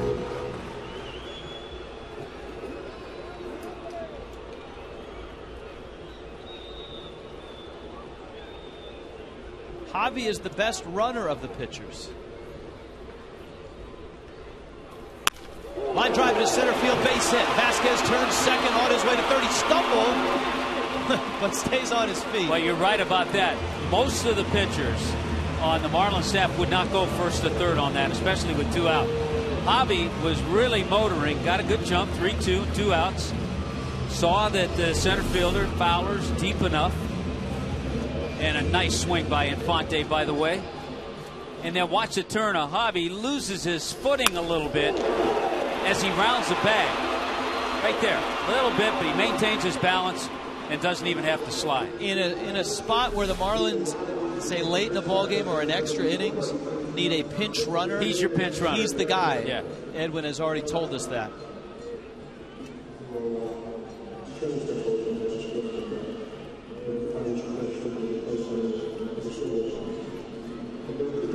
Bob Apodaca, pitching coach for the Rockies. Well, the Marlins have Hanley up.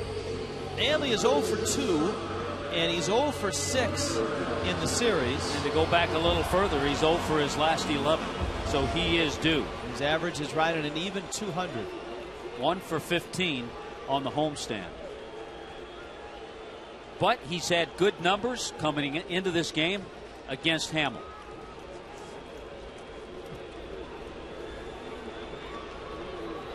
Hamill ready. And a breaking ball misses outside. 6 for 10 with a home run and 2 RBIs coming into the ball game against Hamill. There's Vasquez. Infante is across the diamond.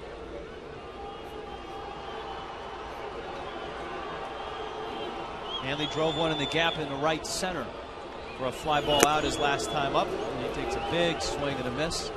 It's 1-1. So much of it with Hanley over the years as we've watched him is the timing part of it. The leg kick, the lift. Sometimes the swing gets a little long.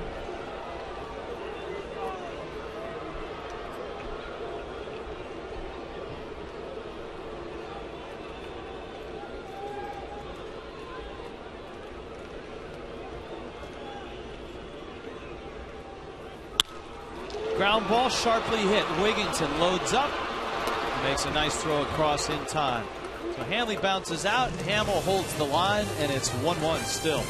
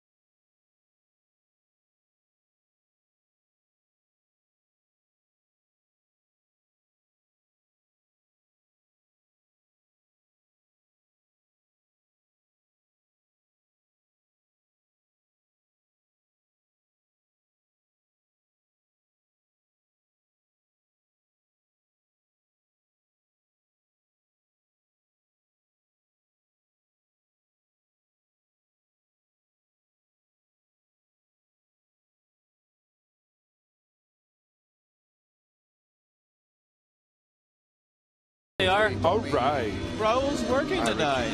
You know it. What's up, buddy? Not much. How you been, man?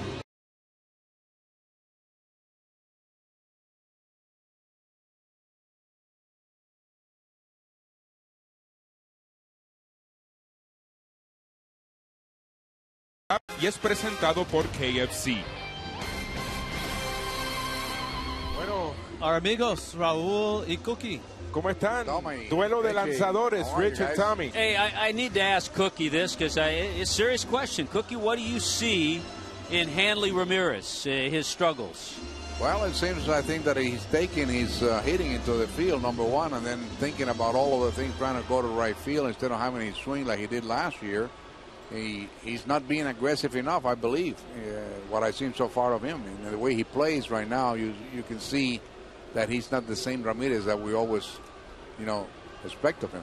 Tommy, do you see a longer swing this year? A longer swing. A lot of it's timing with that leg lift that he has, but I'm with Cookie as well. It's just a non-aggressive Hanley, and you don't want to see him take it into the field either. How about Javier Vasquez, guys? It didn't look like he was going to be around long after the first 2 innings. Well, he threw a lot of balls, no question about it, in the first 2 innings. And then all of a sudden, Hamels is catching up with him in pitches thrown. It's amazing how the game have changed itself. It is. Todd Helton fouls it back. Good crowd tonight, too, here at the University of Miami night. Well, that's absolutely. That's why I have my shirt. That's my alma mater, in Cuba, the Miami University. Really? Baby? Of course, Tommy. Come on. Anyway, Raul, good to have you back, though. Thanks, Tommy. It's All right. always fun to be here. All right. All right, guys. Have a good show. You too, guys. 1-1. And Vasquez misses up with a breaking ball. I was thinking about last night with that near no-hitter. It was Al Leiter who threw the Marlins' first no-hitter, and it was against the Rockies back in May of '96.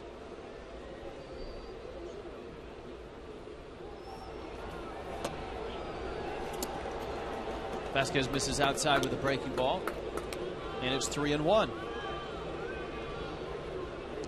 Helton, then Seth Smith, then Ty Wigginton in the Rockies' 6th inning. The Rockies, of course, a wild card team in 2009. That's a bullet pulled into the corner. Stanton after it. Helton races around first, and Todd Helton bangs out a double. Well, for Todd Helton, that's double number 532 in his career. And he's just a couple of doubles. How about this? Just a couple of doubles away from tying Lou Gehrig in that department. And you're right, this ball was absolutely ripped. He's got 334 home runs, 1,247 RBIs, over 1,200 walks, and only 977 strikeouts. Wow. He's been one of those hitters that's been able to combine power with on-base percentage.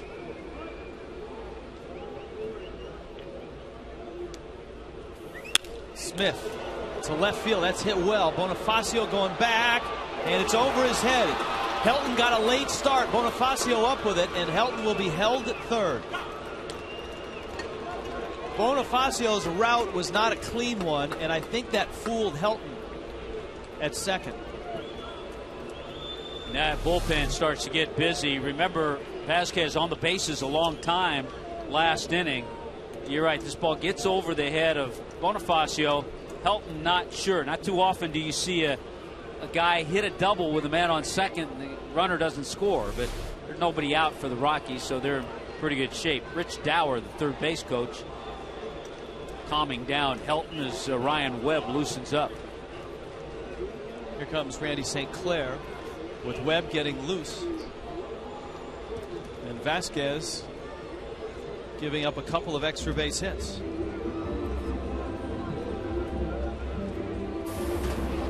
You can check out Fox Sports Florida's Facebook page, facebook.com/Fox Sports Florida Sun Sports. You'll find behind-the-scenes videos, polls, discussions, and more. Fox Sports Florida and Sun Sports on Facebook.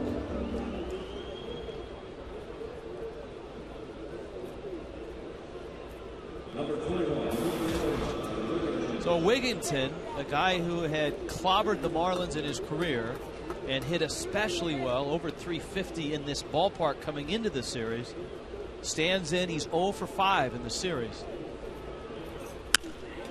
Drives that in the gap, right center field. That's hit deep. Stanton is back. It's deep enough to score the run. Helton will score, and Smith will get to third.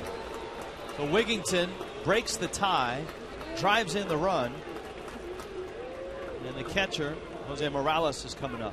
It's the old 2 for 1 for Ty Wigginton. He got the run in and also hit it deep enough to allow Seth Smith to get over to third base.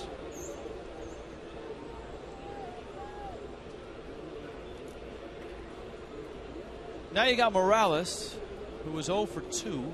He has struck out and flied out. The pitcher is on deck. Even though Morales is up there, he's a switch hitter. He's up there from the left side. You also have to think squeeze. That's a possibility. There are a few things you can do with the pitcher up next. Of course, you'd have to worry about it with him. See, they're going to put him on. That leads me to what I was going to say. You could pitch around him because then you have the pitcher up there with first and third. But that also leaves that squeeze open. We saw Hamill handle the bat, remember, in a hit and run in the second inning. So we know he can handle the bat. Jim Tracy, the Rockies manager, knows that too.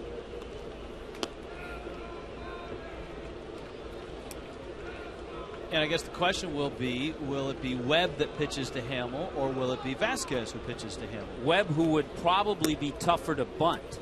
They could also put on a sacrifice, just try to move Morales over to second. But then, and a lot of things to think about. Webb would be tougher to bunt, but Javi Vasquez is a very good fielder. He fields his position well. So you have that to factor in as well. There's about 5 things right there that a manager now is thinking about. Possible squeeze, could be a sacrifice. You've got the bullpen going, but he's staying with Vasquez. He's probably a little better fielder than Webb.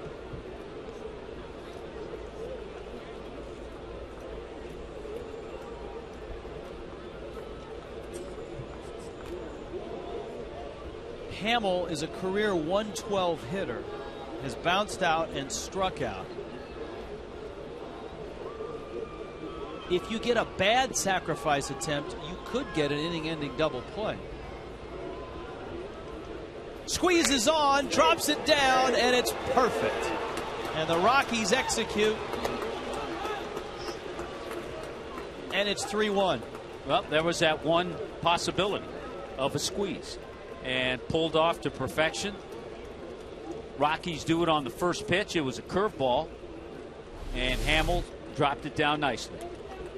Give him credit. Look at how he stayed right. 6'6", and he went right down on that curveball and dropped a beauty. He's helped himself out at the plate. He's had 2 pretty good at bats. The one hit and run where he put it in play, and now the squeeze bunt. So it's 3-1. Rockies on top.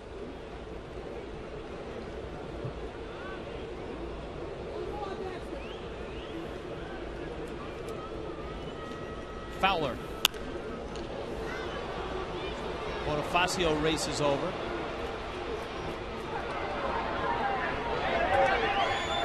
Oh, 0-1 to Dexter Fowler. He was walked twice and lined out.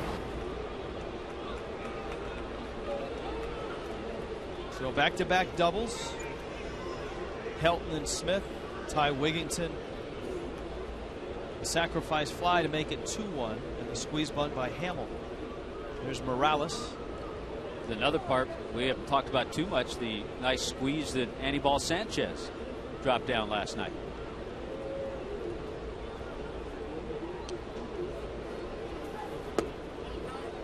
Vasquez with a breaking ball. Javi now at 91 pitches. And in all likelihood, his final inning. I would say if he loses Fowler, his final batter.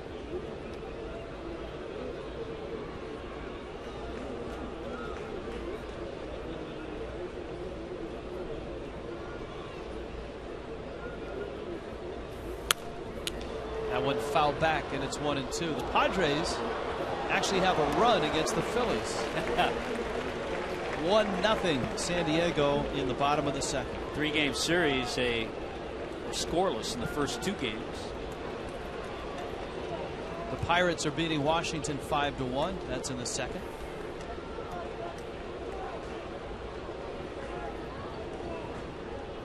Vasquez out in front 1-2. Rockies have broken a 1-1 tie. Mets beat Arizona 6-4.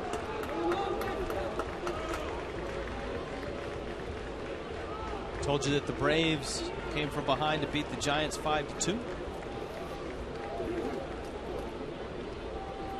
Cincinnati gets a home run from Joey Votto despite an Albert Pujols home run, and the Reds beat the Cardinals 5-3. The Marlins will see a lot of Joey Votto next weekend. And Albert Pujols the week following. To follow, yeah.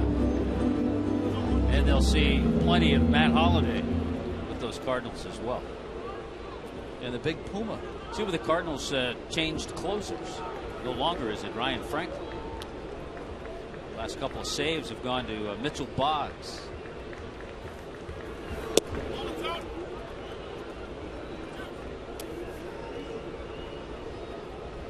Two and two.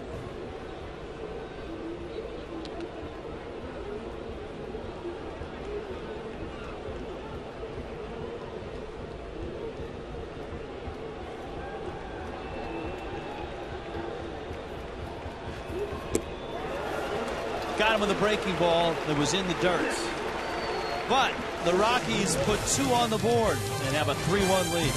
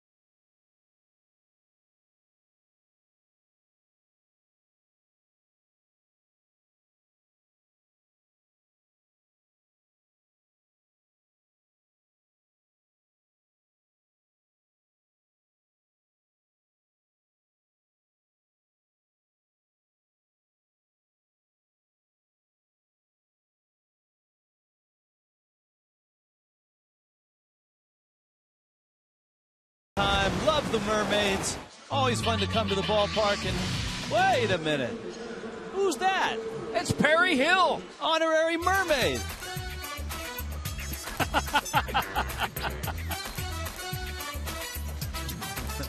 You know Perry will kill us for showing that. Well, maybe that'll show up on his next infield skills DVD. Part of the what? 6 Fs? 6 Fs. What a teacher. What a tremendous infield instructor.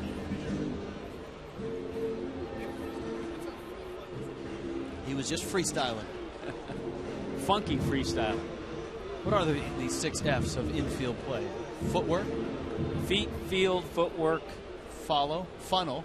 Funnel. Field, funnel. Footwork, fire, follow.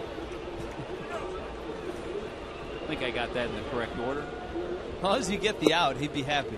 Breaking ball misses outside. The firing and following is what has given Hanley trouble. Yes. He only has been able to get 4 of the Fs. 1-0 pitch. Ground ball. Wigginton straightens up and throws across the diamond. Wigginton has played so well for the Rockies. They've sent Ian Stewart down. I think when they acquired Wigginton, it was kind of a competition at third base, and he's won it. There's the footwork.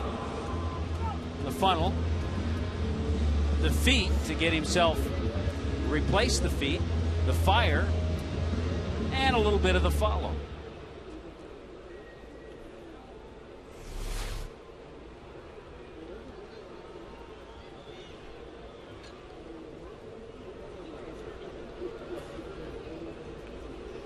Now Dobbs slices a line drive foul.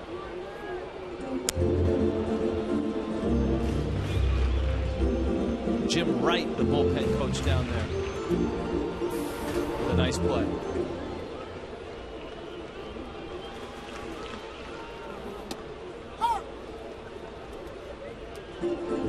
Important inning for Jason Hamill after he helped himself with that squeeze bunt. Got a 2-run lead to go back out and have himself a nice inning. So far, he's off to a good start. And Dobbs goes down swinging. So Hamill gets the first 2 outs of the 6th inning. Mike Stanton comes up. He's 1 for 2. Bet it's confusing when Jason Hamill pitches against Cole Hamels.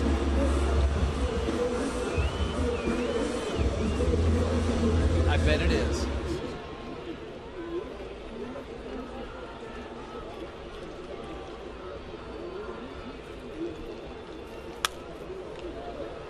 Of all the hitters, Mike Stanton has probably seen more fastballs from Hamill than anybody.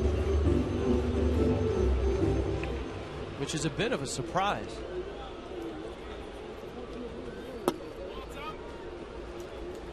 That one missed outside. That looked like a batting practice fastball. Yeah, a little cutter or something, but it wasn't the 90-92 that Hamill throws. It's like off speed here. Slide piece. Now, did you get that off the Eck app? Yeah, I did. Off your iPad? That's what Dennis Eckersley. Dennis Eckersley app? refers to that slider as the slide piece. That's a shot into left center field. Over for it is Gonzalez.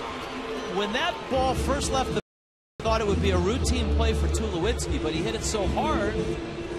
He hit it by. Look at Tulowitzki. He's looking at the replay. He hit it so hard that it almost got through the gap in left center. And this is what we talk about when we talk about Mike Stanton's power.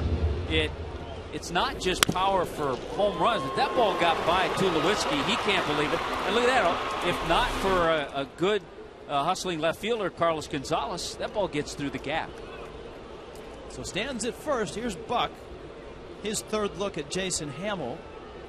The Rockies bullpen hasn't budged tonight. And the Rockies bullpen is a good one as well. These are two of the better bullpens in the National League right now. A familiar face down there. Matt Lindstrom is down there. Houston Street at the back of that bullpen. Yeah, it's interesting. Street has 6 saves. Lindstrom has actually been used a couple of times, has 2 saves.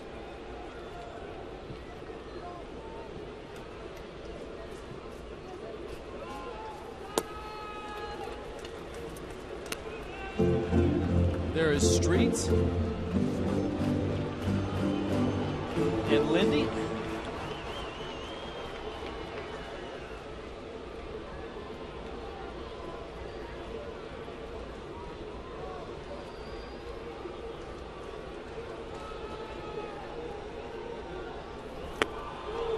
It's one of the things that the Rockies did a couple of years ago is they locked up some middle relievers, guys like Rafael Betancourt, Matt Belisle, signed him to 2 3-year contracts, and it's paid off for them. Those guys have stayed healthy and they've stayed effective.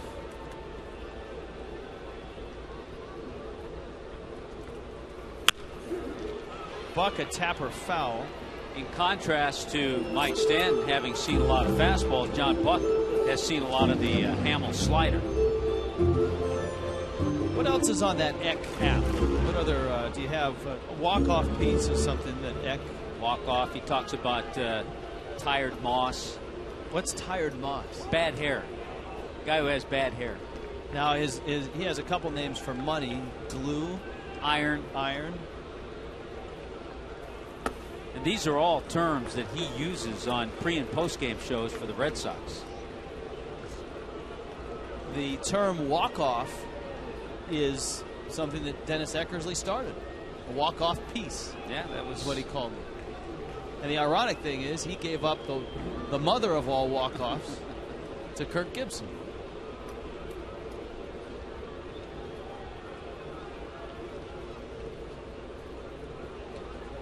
Two. Breaking ball, ground ball. Wigginton cuts it off, sets his feet, and throws him out. So Hamill gets through 6, hangs on to a 3-1 lead.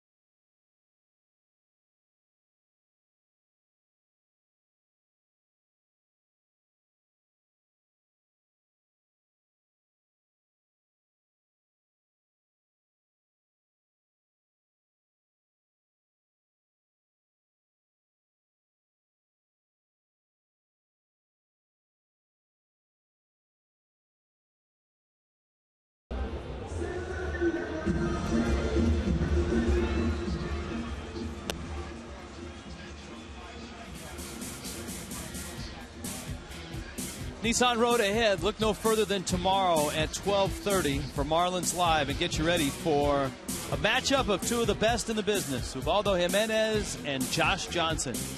Kids Sunday festivities tomorrow as well. Rockies and Marlins tomorrow, a 1 o'clock start. University of Miami night tonight. Sebastian the Ibis was frolicking about with Billy the Marlin before the ball game. And you heard in Allison Williams' interview with the provost, they expect about 20,000 UM employees here tonight. Well, we see Ryan Webb out there. We saw Ryan warming up in the bullpen. He'll start this inning. You see the nice ERA. Last time Ryan appeared was in a game against the Pirates. So he's fresh and ready to go and trying to keep this a 2-run game. Yeah, the Marlins going to run into the back end of the Rockies bullpen, it looks like. The score holds at 3-1. Herrera, Gonzalez, Tulowitzki. A bunt. Webb got to hurry, and he throws it away. Let's see if Herrera made any kind of move to second. He did not. The Marlins tagged him just in case. It's going to be a base hit, a very difficult play. Any pitcher is going to have to try to rush that because of the speed of Herrera. That's an example, though, of what you were talking about in the decision to have Javier Vasquez face Hamill, in terms of Vasquez being a better fielder than Webb. Not that was an easy play. Yeah, a lot of things factored into that decision, and you make all those decisions, but when you see the other team execute a perfect squeeze, there really isn't a whole lot you can do about it. Right now, Webb is going to have to keep Herrera close.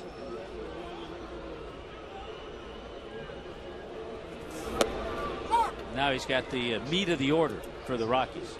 Carlos Gonzalez, Troy Tulowitzki's on deck, and then you've got Hilton.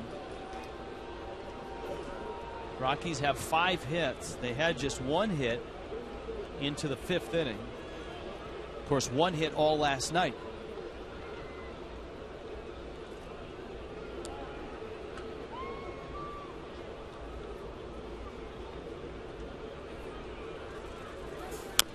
Breaking ball, Gonzalez fouls it at the plate. You talked about all the stuff that Carlos Gonzalez did last year, the incredible year he had. He had a game, he hit for the cycle, but the last hit to complete the cycle was a walk-off home run.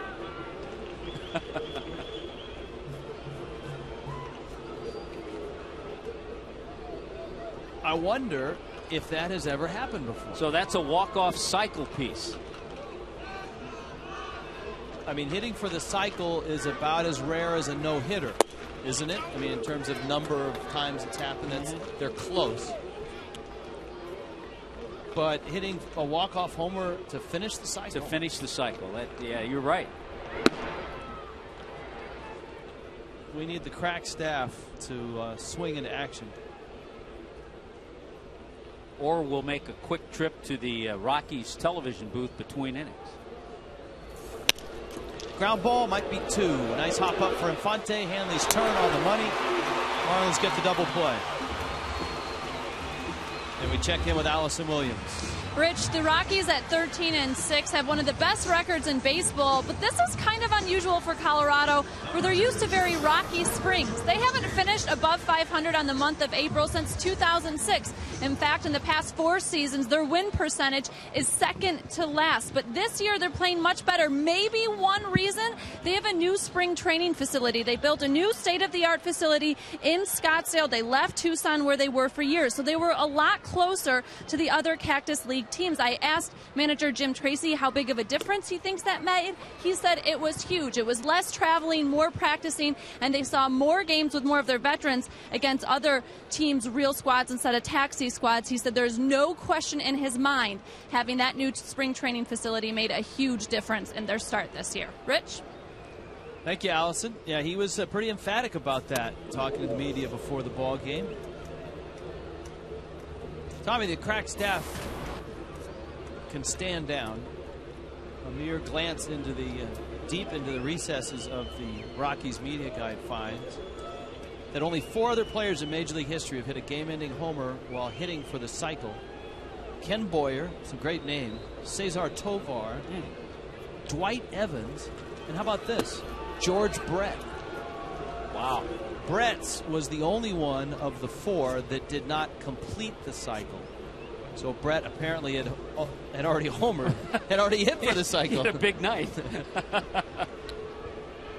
Boy, how nice was that double play that Webb got Gonzalez to hit into. Breaking ball, strike to Tulowitzki. Tulowitzki knocked in a run in the first. You know, there were games last year, and hopefully this is an example here, where, yes, we know the bullpen came in, gave up leads and all that. But there were also games where the bullpen came into a close game, and all of a sudden, after a couple of innings, it wasn't a close game. So the key right here is for the bullpen to keep it a close game. That's the second time that Tulowitzki has taken a hack like that and had it fly off the end of his bat and end up with a base hit. Remember the ball he dumped into center field. And this one, just a real awkward looking swing. Watch this. So he has 2 hits tonight, an RBI, and hasn't hit either one of the base hits very hard. Webb can't figure it out. That has to really burn a pitcher. Make a good pitch. Guy doesn't have a good swing, and he drops it in front of the right field. Don't sleep on him at first. He'll steal second if you do. Elton's up there.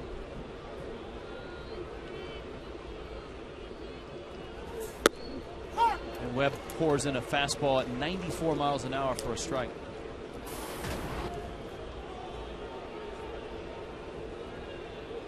We were talking about all the impressive numbers that Helton has racked up in his career. The enormous amount of doubles. He was 532nd earlier this game. There goes Tulowitzki. Buck's throw. Not in time. He stole it.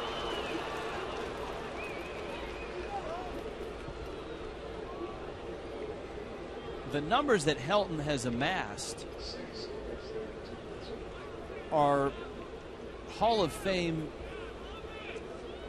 I don't want to say worthy, but have him in the conversation. And then there's always that part of the conversation that leads to, well, yeah, but a lot of those numbers because he played at Coors Field. His home splits over his career. Fastball outside corner. Pretty drastic. 356 at home with 205 homers. 291 on the road, 129 homers. Slugging percentage 627 home, 480 road. And there are those numbers right there. Speaking of cycles, I remember when Helton hit for the cycle against the Marlins in Denver. And Webb strikes him out. Good job. Good pitch.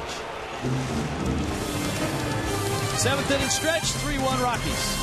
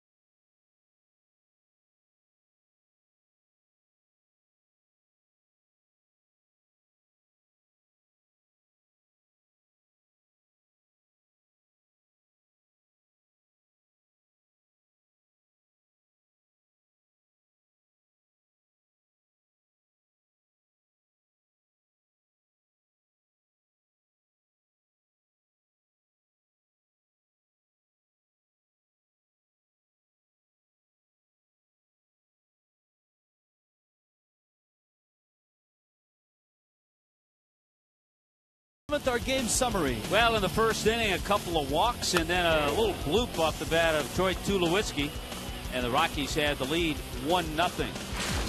In the third inning, how about this double ripped by John Buck into the left field corner? Fancy slide at second base.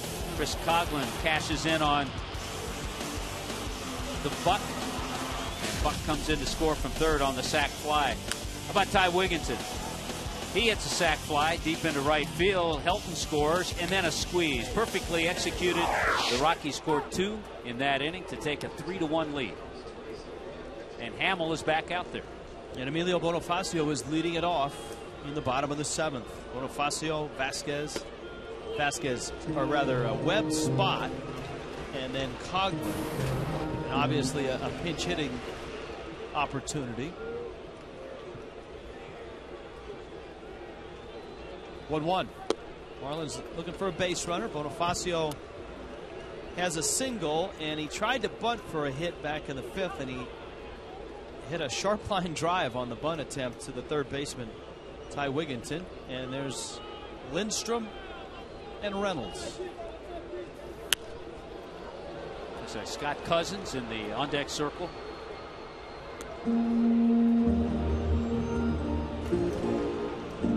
Scott did not get a hit last night, but made that tremendous catch in left field to start that double play in the 9th inning.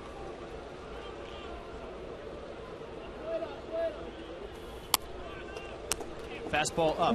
So Hamill. Not sure how long the leash is going to be on Jason Hamill this inning. He's a pitch or two away from 100.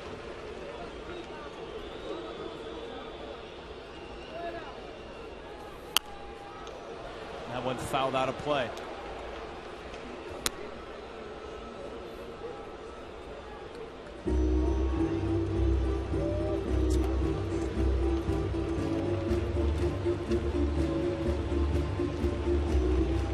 So 3-2 again. Bonifacio leading off here in the bottom of the 7th. Fastball, ground ball. Herrera is there. And his throw just gets Bonifacio. University of Miami night tonight. 37,381. And you look around this ballpark and you see the crowd and you realize that next year the Marlins would not be able to fit this crowd in their new ballpark. Maybe get a few extra standing room. You might be able to squeeze them in. 36,000 seats, 1,000 standing room. So this crowd in this monstrous football stadium would be a raucous full house. Yeah, and you'll see highlights of this game, and it'll look like there wasn't that big a crowd here tonight. But you're right. That's what's so attractive to moving into that new ballpark. Think if a runner had been on, we would have seen Scott Cousins, nobody on base. We're going to see Ozzie Martinez.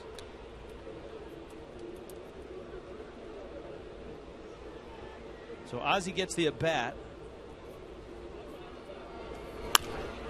Bangs one up the middle. Tulowitzki sucks it up with that gold glove. 2 ground ball outs for Jason Hamill here in the 7th. Coughlin comes up. You can take advantage of the new Marlins single game suite rentals. Enjoy padded premium seats. We don't even have that. Flat screen TVs. Those we have. Air conditioning. And access to club level amenities. We do not have them. And it's the perfect choice for an upscale client or employee entertainment, or if you've got a large extended family and you want to show them a good time. We don't have any upscale clients, you know. Go to marlins.com/groups. 305-626-SAVE is the number to call.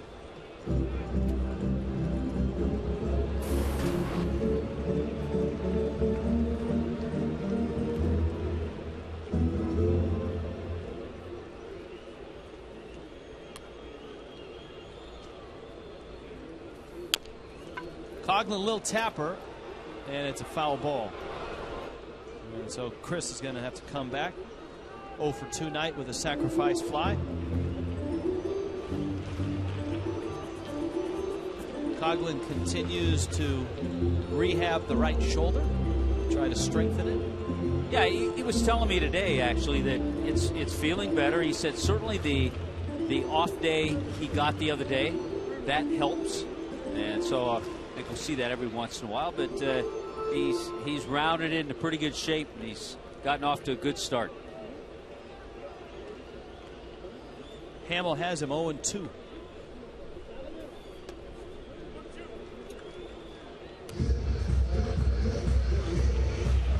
Josh Johnson, Ubaldo Jimenez tomorrow, 12:30 for Marlins Live.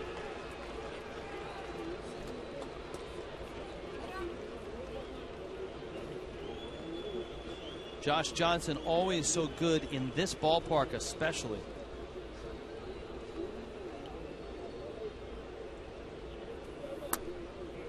That one spins out of Hamill's hand. Best game that Hamill has ever thrown against the Marlins. He came into this game 0-3 with a 7.79 ERA in 5 games and 3 career starts against the Fish.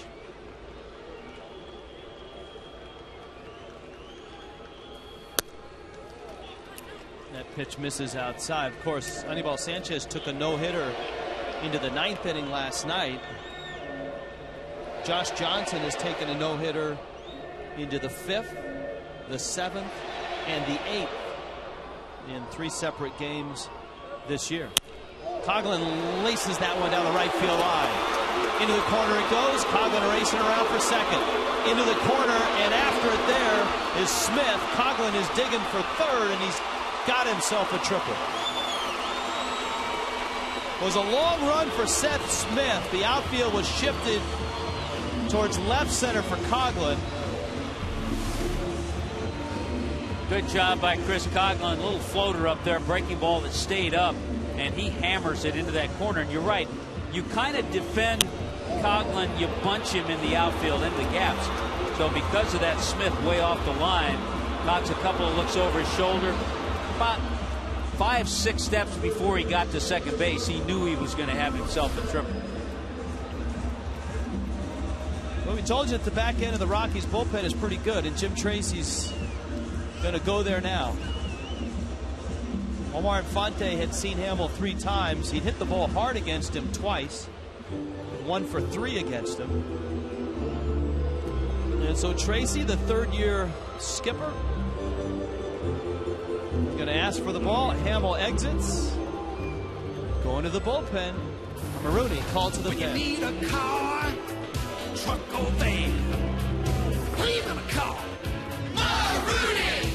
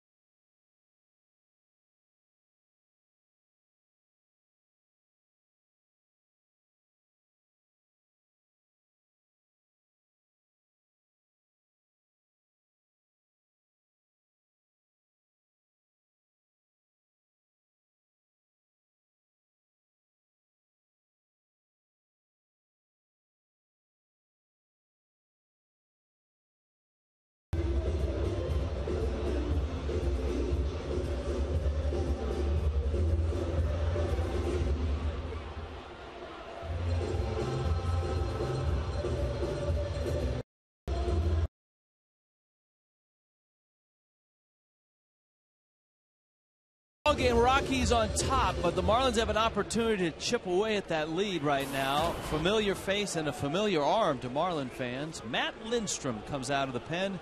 Look at the year he's having. 10th appearance in an ERA, a slender 1.17.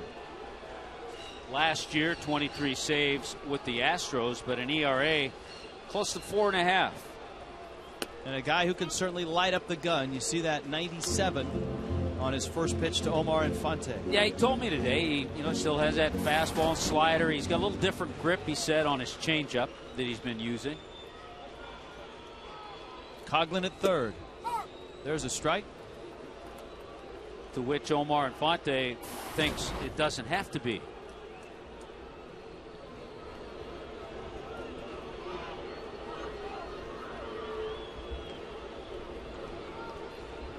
On one coming.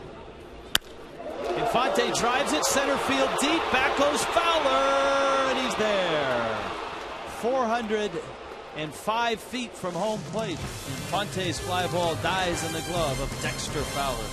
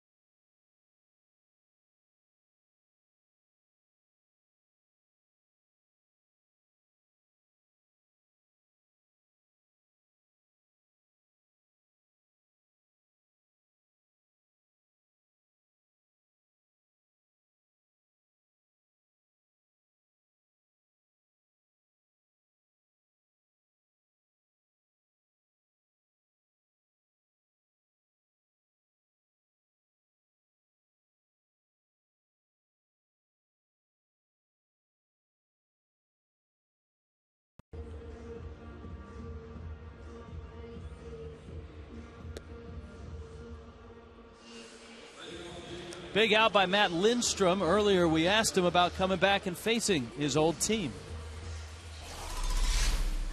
It's neat. It really is. You know, I still keep in contact with guys like JJ and Ricky, and you know, I've kind of seen how they've progressed over the last 3 years, and you know, they've been doing a tremendous job for this club. It's fun coming back down here.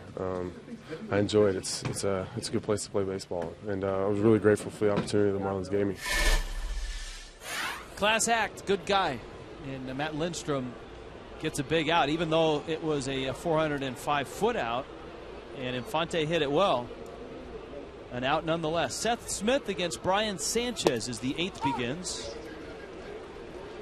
Well, what a job Brian Sanchez has done. We have chronicled the numbers, and just look at that, 10 2/3 innings. He's only given up 1 base hit and no runs. Look at opponents hitting 0-30, spotting the fastball, the breaking ball's there, and that splitter, the fork ball, 2 different speeds. He'll use that, always there. Matt Lindstrom, always a stand-up guy. Well, times weren't always good for him when he was here, but never one to run or hide through the good times or the bad. That's exactly right. Flip to first. We check in with Frank Ford. Frank? Thanks very much, Rich. As usual on Saturday mornings for home games, the Marlins hold a baseball clinic for kids. This morning's, though, a little bit different. It was for the Challenger Baseball League of Broward County. This is a league for kids with any kind of disability, ages 5 to 18 years old. They came out. They had a great time today. Their parents did. The players did. Gabby Sanchez, hitting coach John Maley, and Scott Cousins all took part. But I want to tell you about this kid, Nicholas. He suffered a stroke when he was 18 months old, has little or no use of his left arm, but here's how much he loves the game. He's learned not only to catch and throw with his right hand, but you see he flips it out of the glove. That's how he throws. He doesn't take the glove off, and he's incredibly accurate up to 30, 35 feet. But that just tells you about the will of these kids to play the game of baseball. Nicholas's father told me he just wants to play all day long. Guys, back up to you. And Frank, the quote from Scott Cousins after they played catch, I think, made the whole piece that you had on Marlins Live. Yeah, he said, you know what? Just this kid is showing how much he loves baseball. Even I can learn something from a young man like that.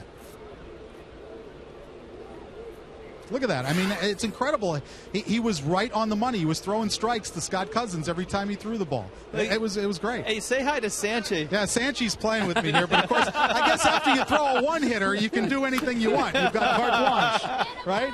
You have to be careful where you stand, Frank. That's right. What can I tell you? You know, he's a happy kid right now. He threw a one-hitter. He's all smiles right now.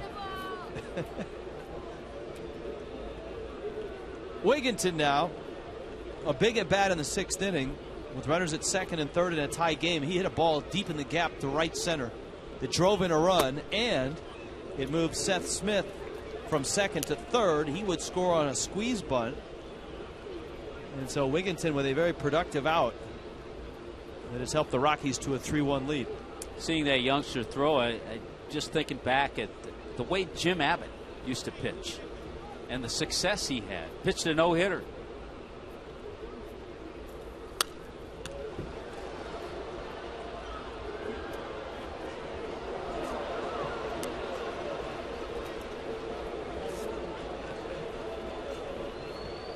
There's Betancourt. You were talking about him earlier. Yeah, you're right. They have some live arms, and I think that's essential in Colorado at Coors Field to, you play your home games there, to really stock up a nice bullpen. They've done that.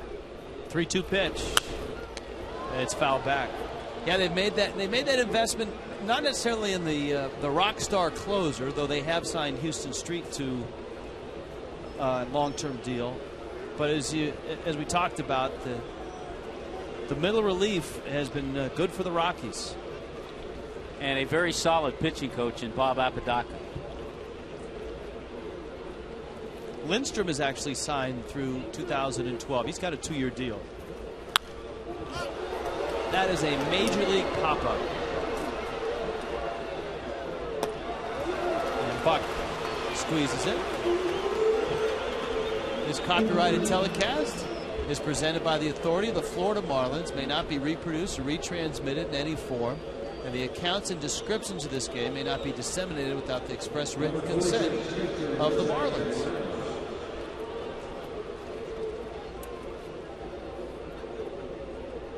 Here's Jose Morales.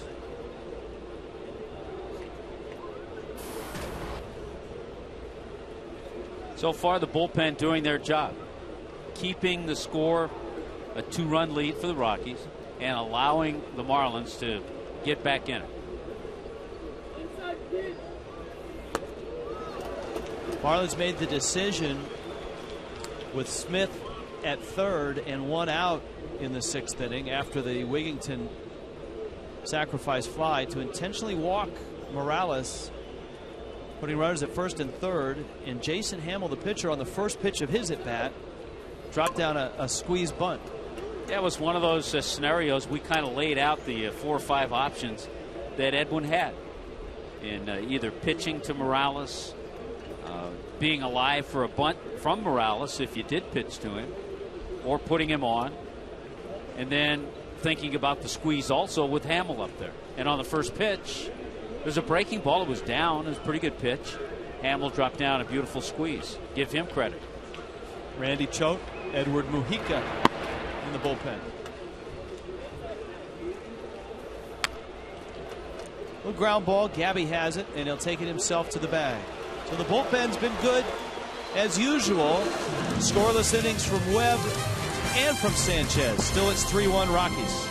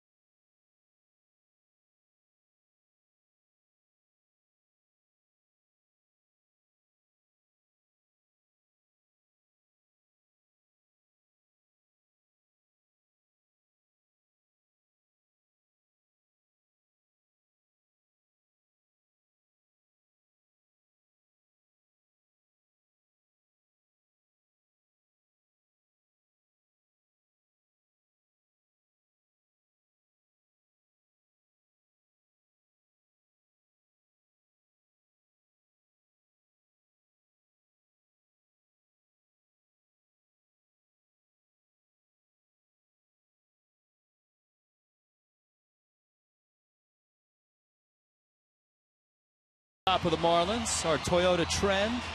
Marlins starters have carried no-hitters into the 7th inning 3 times this year. Speaking of getting close, the near no-hitters, these are the guys that got the deepest without getting. I just seen Alex Fernandez, a little left-handed batter, got the hit. I have a good friend that was on a business trip in Chicago and happened to go to that game. Yeah, it was cold. It was a nasty day. And he couldn't leave because it was a no-hitter.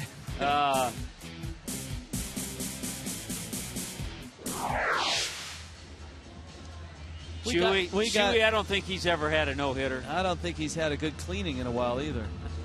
We need to get Chewy to a dry cleaners or something.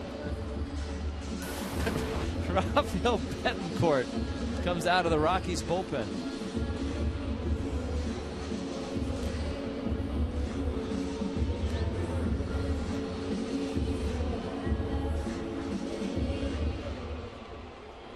Another guy just saw Lindstrom, 95, 97. Betancourt's mid-90s.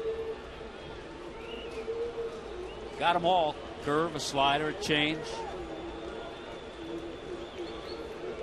But he delivers, when you watch him, delivers his pitch kind of like a catcher throws from behind his ear. So he hides the ball real well. Tough to pick up.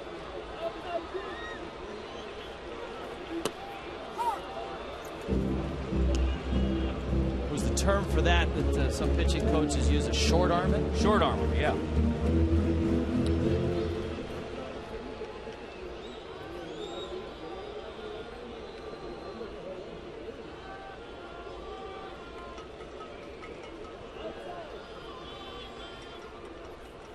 Breaking ball, Hanley, a broken bat roller out to second.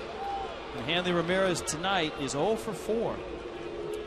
Came into that at bat, his average dipped below 200. So it goes a little further beyond 197 now.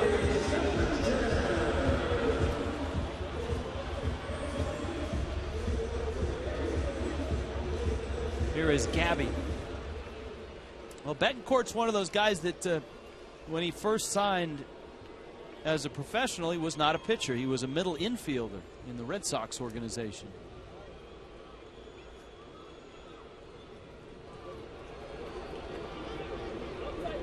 But of course, a good arm is a good arm, and if you can't hit, some guys get an opportunity on the mound. Speaking of that, Chris Hatcher. Chris Hatcher, another scoreless outing for Double-A, Jacksonville. I think he's gone 7 or 8 appearances without giving up a run. And remember, we saw Chris Hatcher at the end of the year. He was a switch-hitting catcher. Backup catcher. He had just hit a walk-off homer to win, what, the Southern League championship.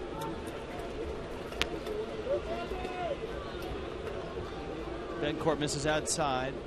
Gabby's not reached base. He is 0 for 3.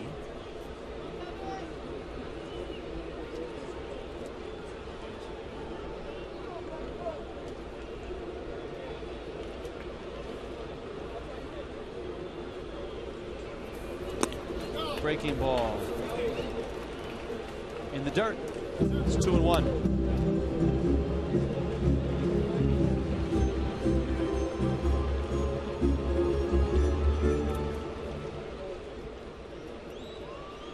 "22 consecutive games Gabby has reached base, and that's dating back to last year. That's the longest active streak in baseball.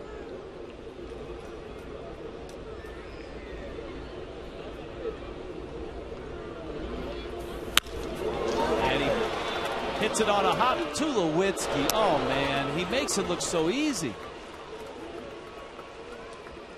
That is not an easy play for a shortstop, and it's like, for him, it's routine. Covers a lot of ground. He's a big guy, long strides, quickness to the ball, and then shows off that cannon arm.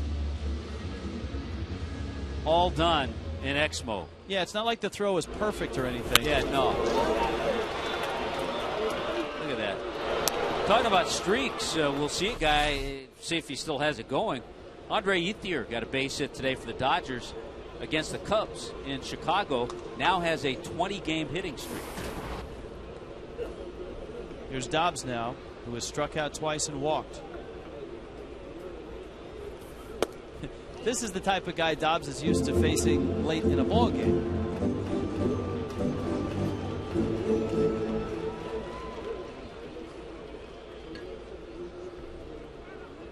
Betancourt is signed through 2013. Makes $4 million a year. Dobbs gave me a great line today. We're talking about his approach and his role. And he said, you know, results are one thing you really can't worry about. He said, all you can worry about and all you can do is prepare, and your preparation for the game each night, whether it's coming off the bench as a pinch hitter or in the lineup.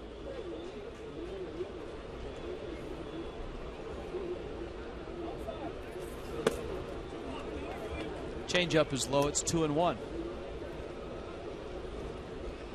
Well, the way this is shaping up, the Marlins will probably get Houston Street in the 9th.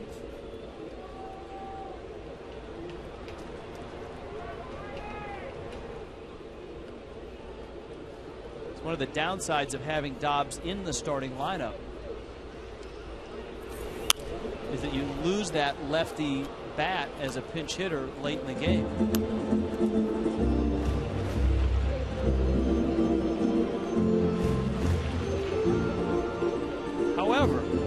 Marlins have had success against Houston Street.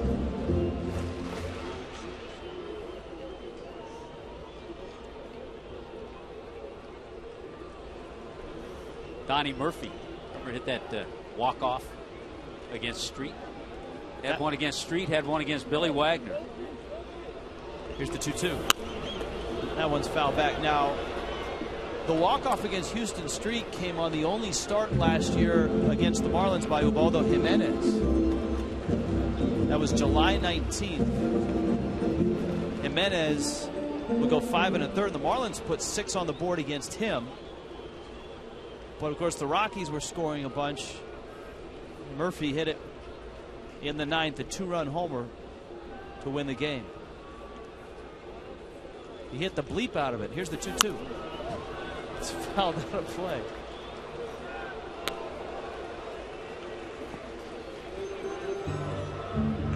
Who is available but still bothered by that foul ball he hit off his knee. He's been coming in to play defense, and he can swing the bat if needed.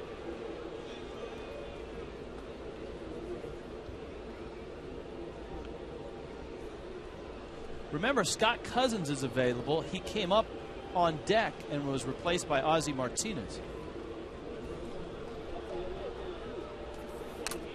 I was just thinking, it's interesting when your closer, Houston Street, there's Cousins. He'll be ready. When your closer doesn't throw as hard, I mean, he has good stuff, but he doesn't throw as hard as Betancourt and Lindstrom. But good sinker, good slider.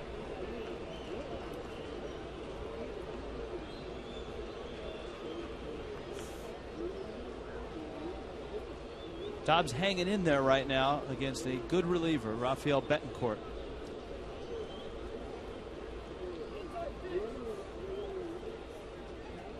Two. Breaking ball, he went out and got it. Pokes it foul.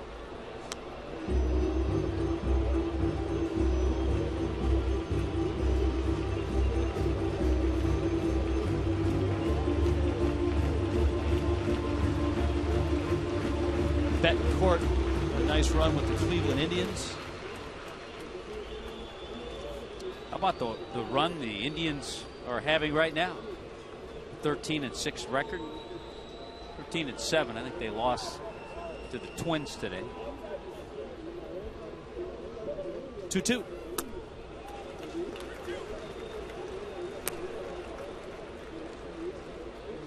Full count. Love to get Stanton to the plate.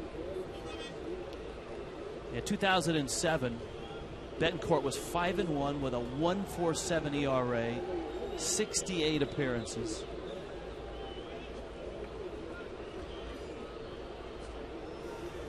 That was the year Cleveland got within one game of the World Series, and the Red Sox came back to beat them and then go on and win the World Series. 3-2 to Dobbs. Got him. That was a battle, but Betancourt wins it, and he works a 1-2-3-8. The 9th arrives, 3-1 Rockies.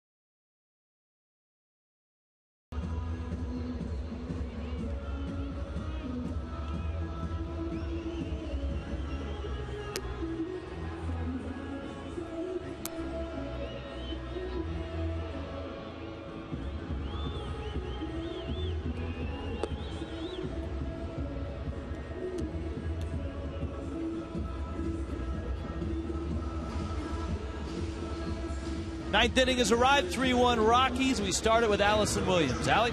Well, Rich, tonight is UM night, and next year when the Marlins host UM night, it will be at their new ballpark, which is being built at the site of the former Orange Bowl, where the University of Miami Hurricanes football team played from 1937 to 2007. It was there that they posted the longest home winning streak in college football, 58 games. They won 3 national championships there. There's a lot of history, a lot of tradition to that site. So in order to honor it, the Marlins commissioned a local artist to build kind of a tribute to it.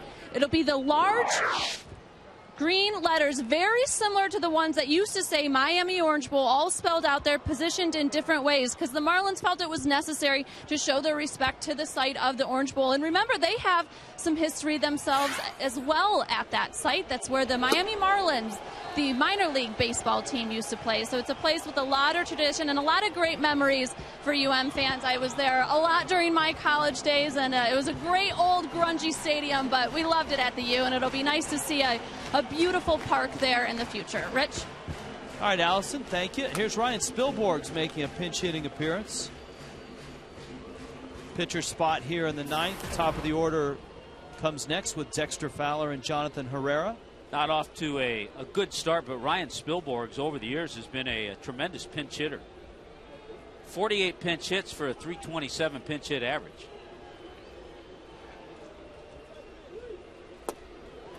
Sanchez dusts him off with a breaking ball. Brian Sanchez into his second inning in relief. Ryan Webb went an inning.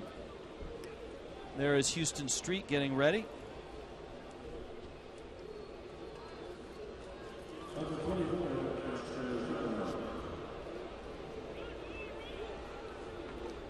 Dexter Fowler now.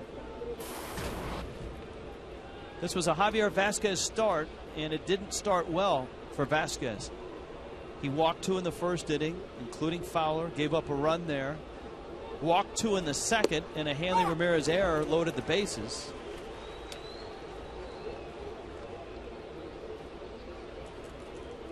Rockies didn't score in that one. They would get 2 runs in Vasquez's last inning, the 6th. So he goes 6 innings, 3 runs.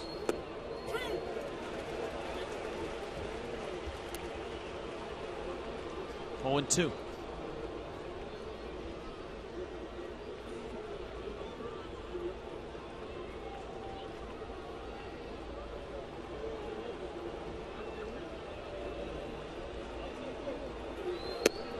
Sanchez misses outside. See where Jason Bay hit his first home run after coming back with the Mets. I mean, the Mets kind of got good news and bad news. I think Bay and Ike Davis went back to back, but they also found out that Angel Pagan has gone on the disabled list.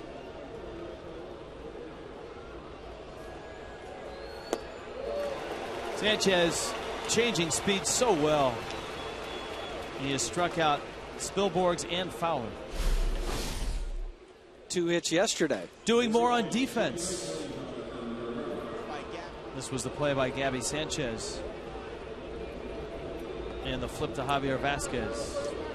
Our Home Depot doing more on defense.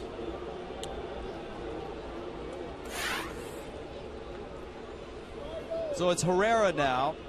He's been on base 3 times. A couple of hits, including a bunt single and a walk.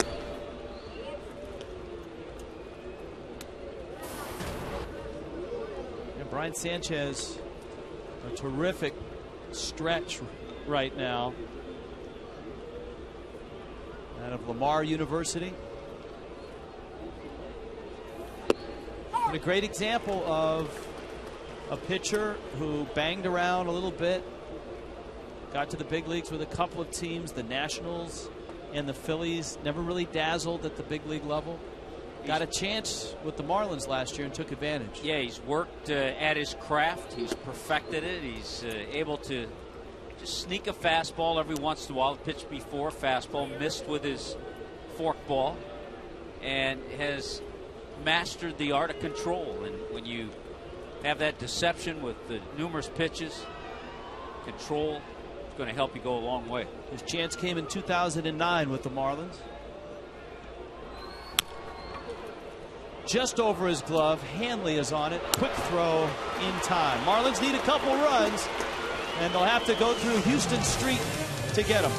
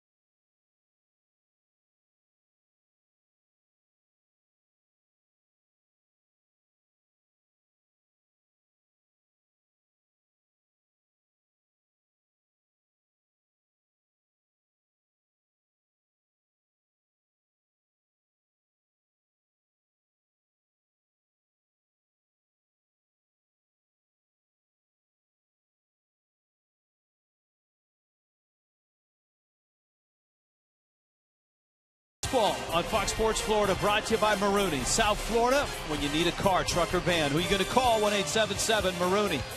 By Checkers, little place, big taste. By Xfinity, your home for the most live sports. Well, it's 3-1. Rockies are on top. Houston Street, the closer of the Rockies, has come on, and he'll get Mike Stanton, John Buck, and Emilio Bonifacio, and then the pitcher spot a pinch hitter. Well, you see 6 for 6 in save opportunities. He sinks that fastball, heavy sink to it. Good slider. Slider's his out pitch when he wants to put a right-hander away. Occasionally a changeup, but he's a tremendous battler. Missed some time, missed a couple of months last year, early in the season, with the shoulder inflammation. Stanton, the first hitter, and a fastball from Street is down low. Street, an All-American for the University of Texas. Most outstanding player in the 2002 College World Series. He saved 4 games, including the championship game against South Carolina. That's a tough strike against Stanton. If he gets that strike all this at bat and in this inning, he's going to be really tough. Way out of the Fox tracks. 1-1 coming. There's the slider. Sometimes, this is when he gets in trouble, that slider flattens out a little bit.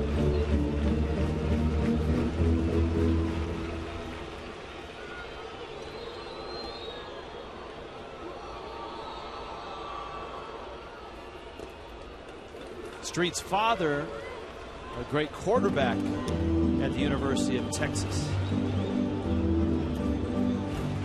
He was a first-round pick of the Oakland A's, and he wasn't in the minor leagues very long. He arrived as the A's closer in 2005.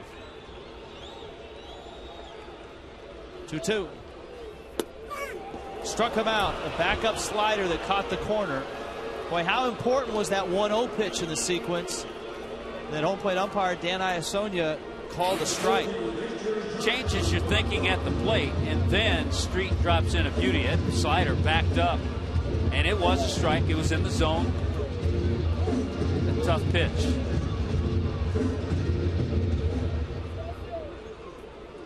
So Street has an out. Here's Buck.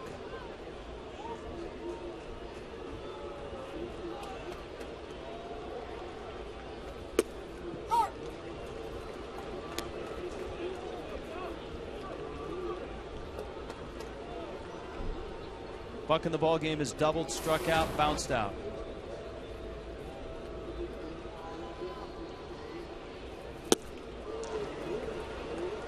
Good sharp breaker there. Houston Street is listed at 6 feet, but that might be generous. There's the lineup. Look at that. Wes Helms, Scott Cousins, Donnie Murphy. Brett Hayes in the background. Hayes is in there. Hey, when you're Brett Hayes and you're hitting 600, you grab a bat.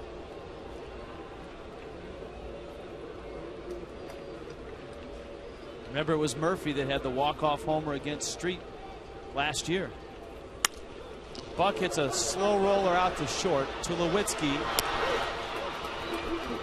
That's like automatic.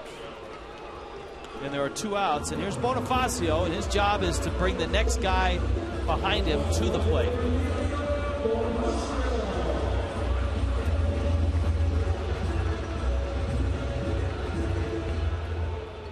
Cousins has emerged on deck.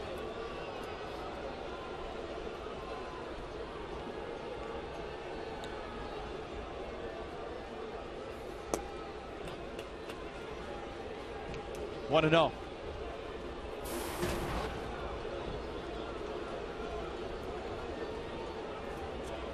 A 1-for-3 night.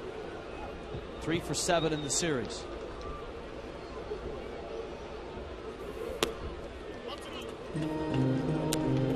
Took something off the fastball. Now it's 2-0. That's the thing about Street. He's not just a rare back and here it comes. He knows how to pitch.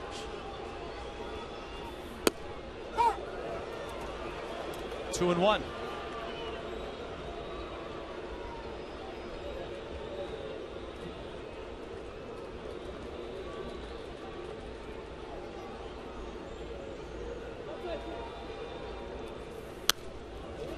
Fastball in on his hands, and now the Rockies are a strike away from evening up this series.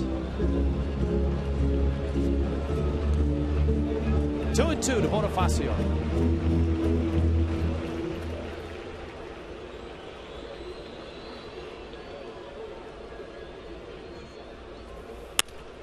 Ground ball up the middle. Herrera got him. Just got him at first base, and the Rockies win the ball game 3-1. Jason Hamill and some real good bullpen. Matt Lindstrom, Rafael Betancourt, and to finish, Houston Street. Troy Tulowitzki having a nice night defensively out at short, as he usually does. And in 2 hours and 54 minutes, the Rockies win it by a score of 3-1. No home run, so our Coors Light Cold Hard Blast was a hard shot down the line. Chris Coughlin, a triple.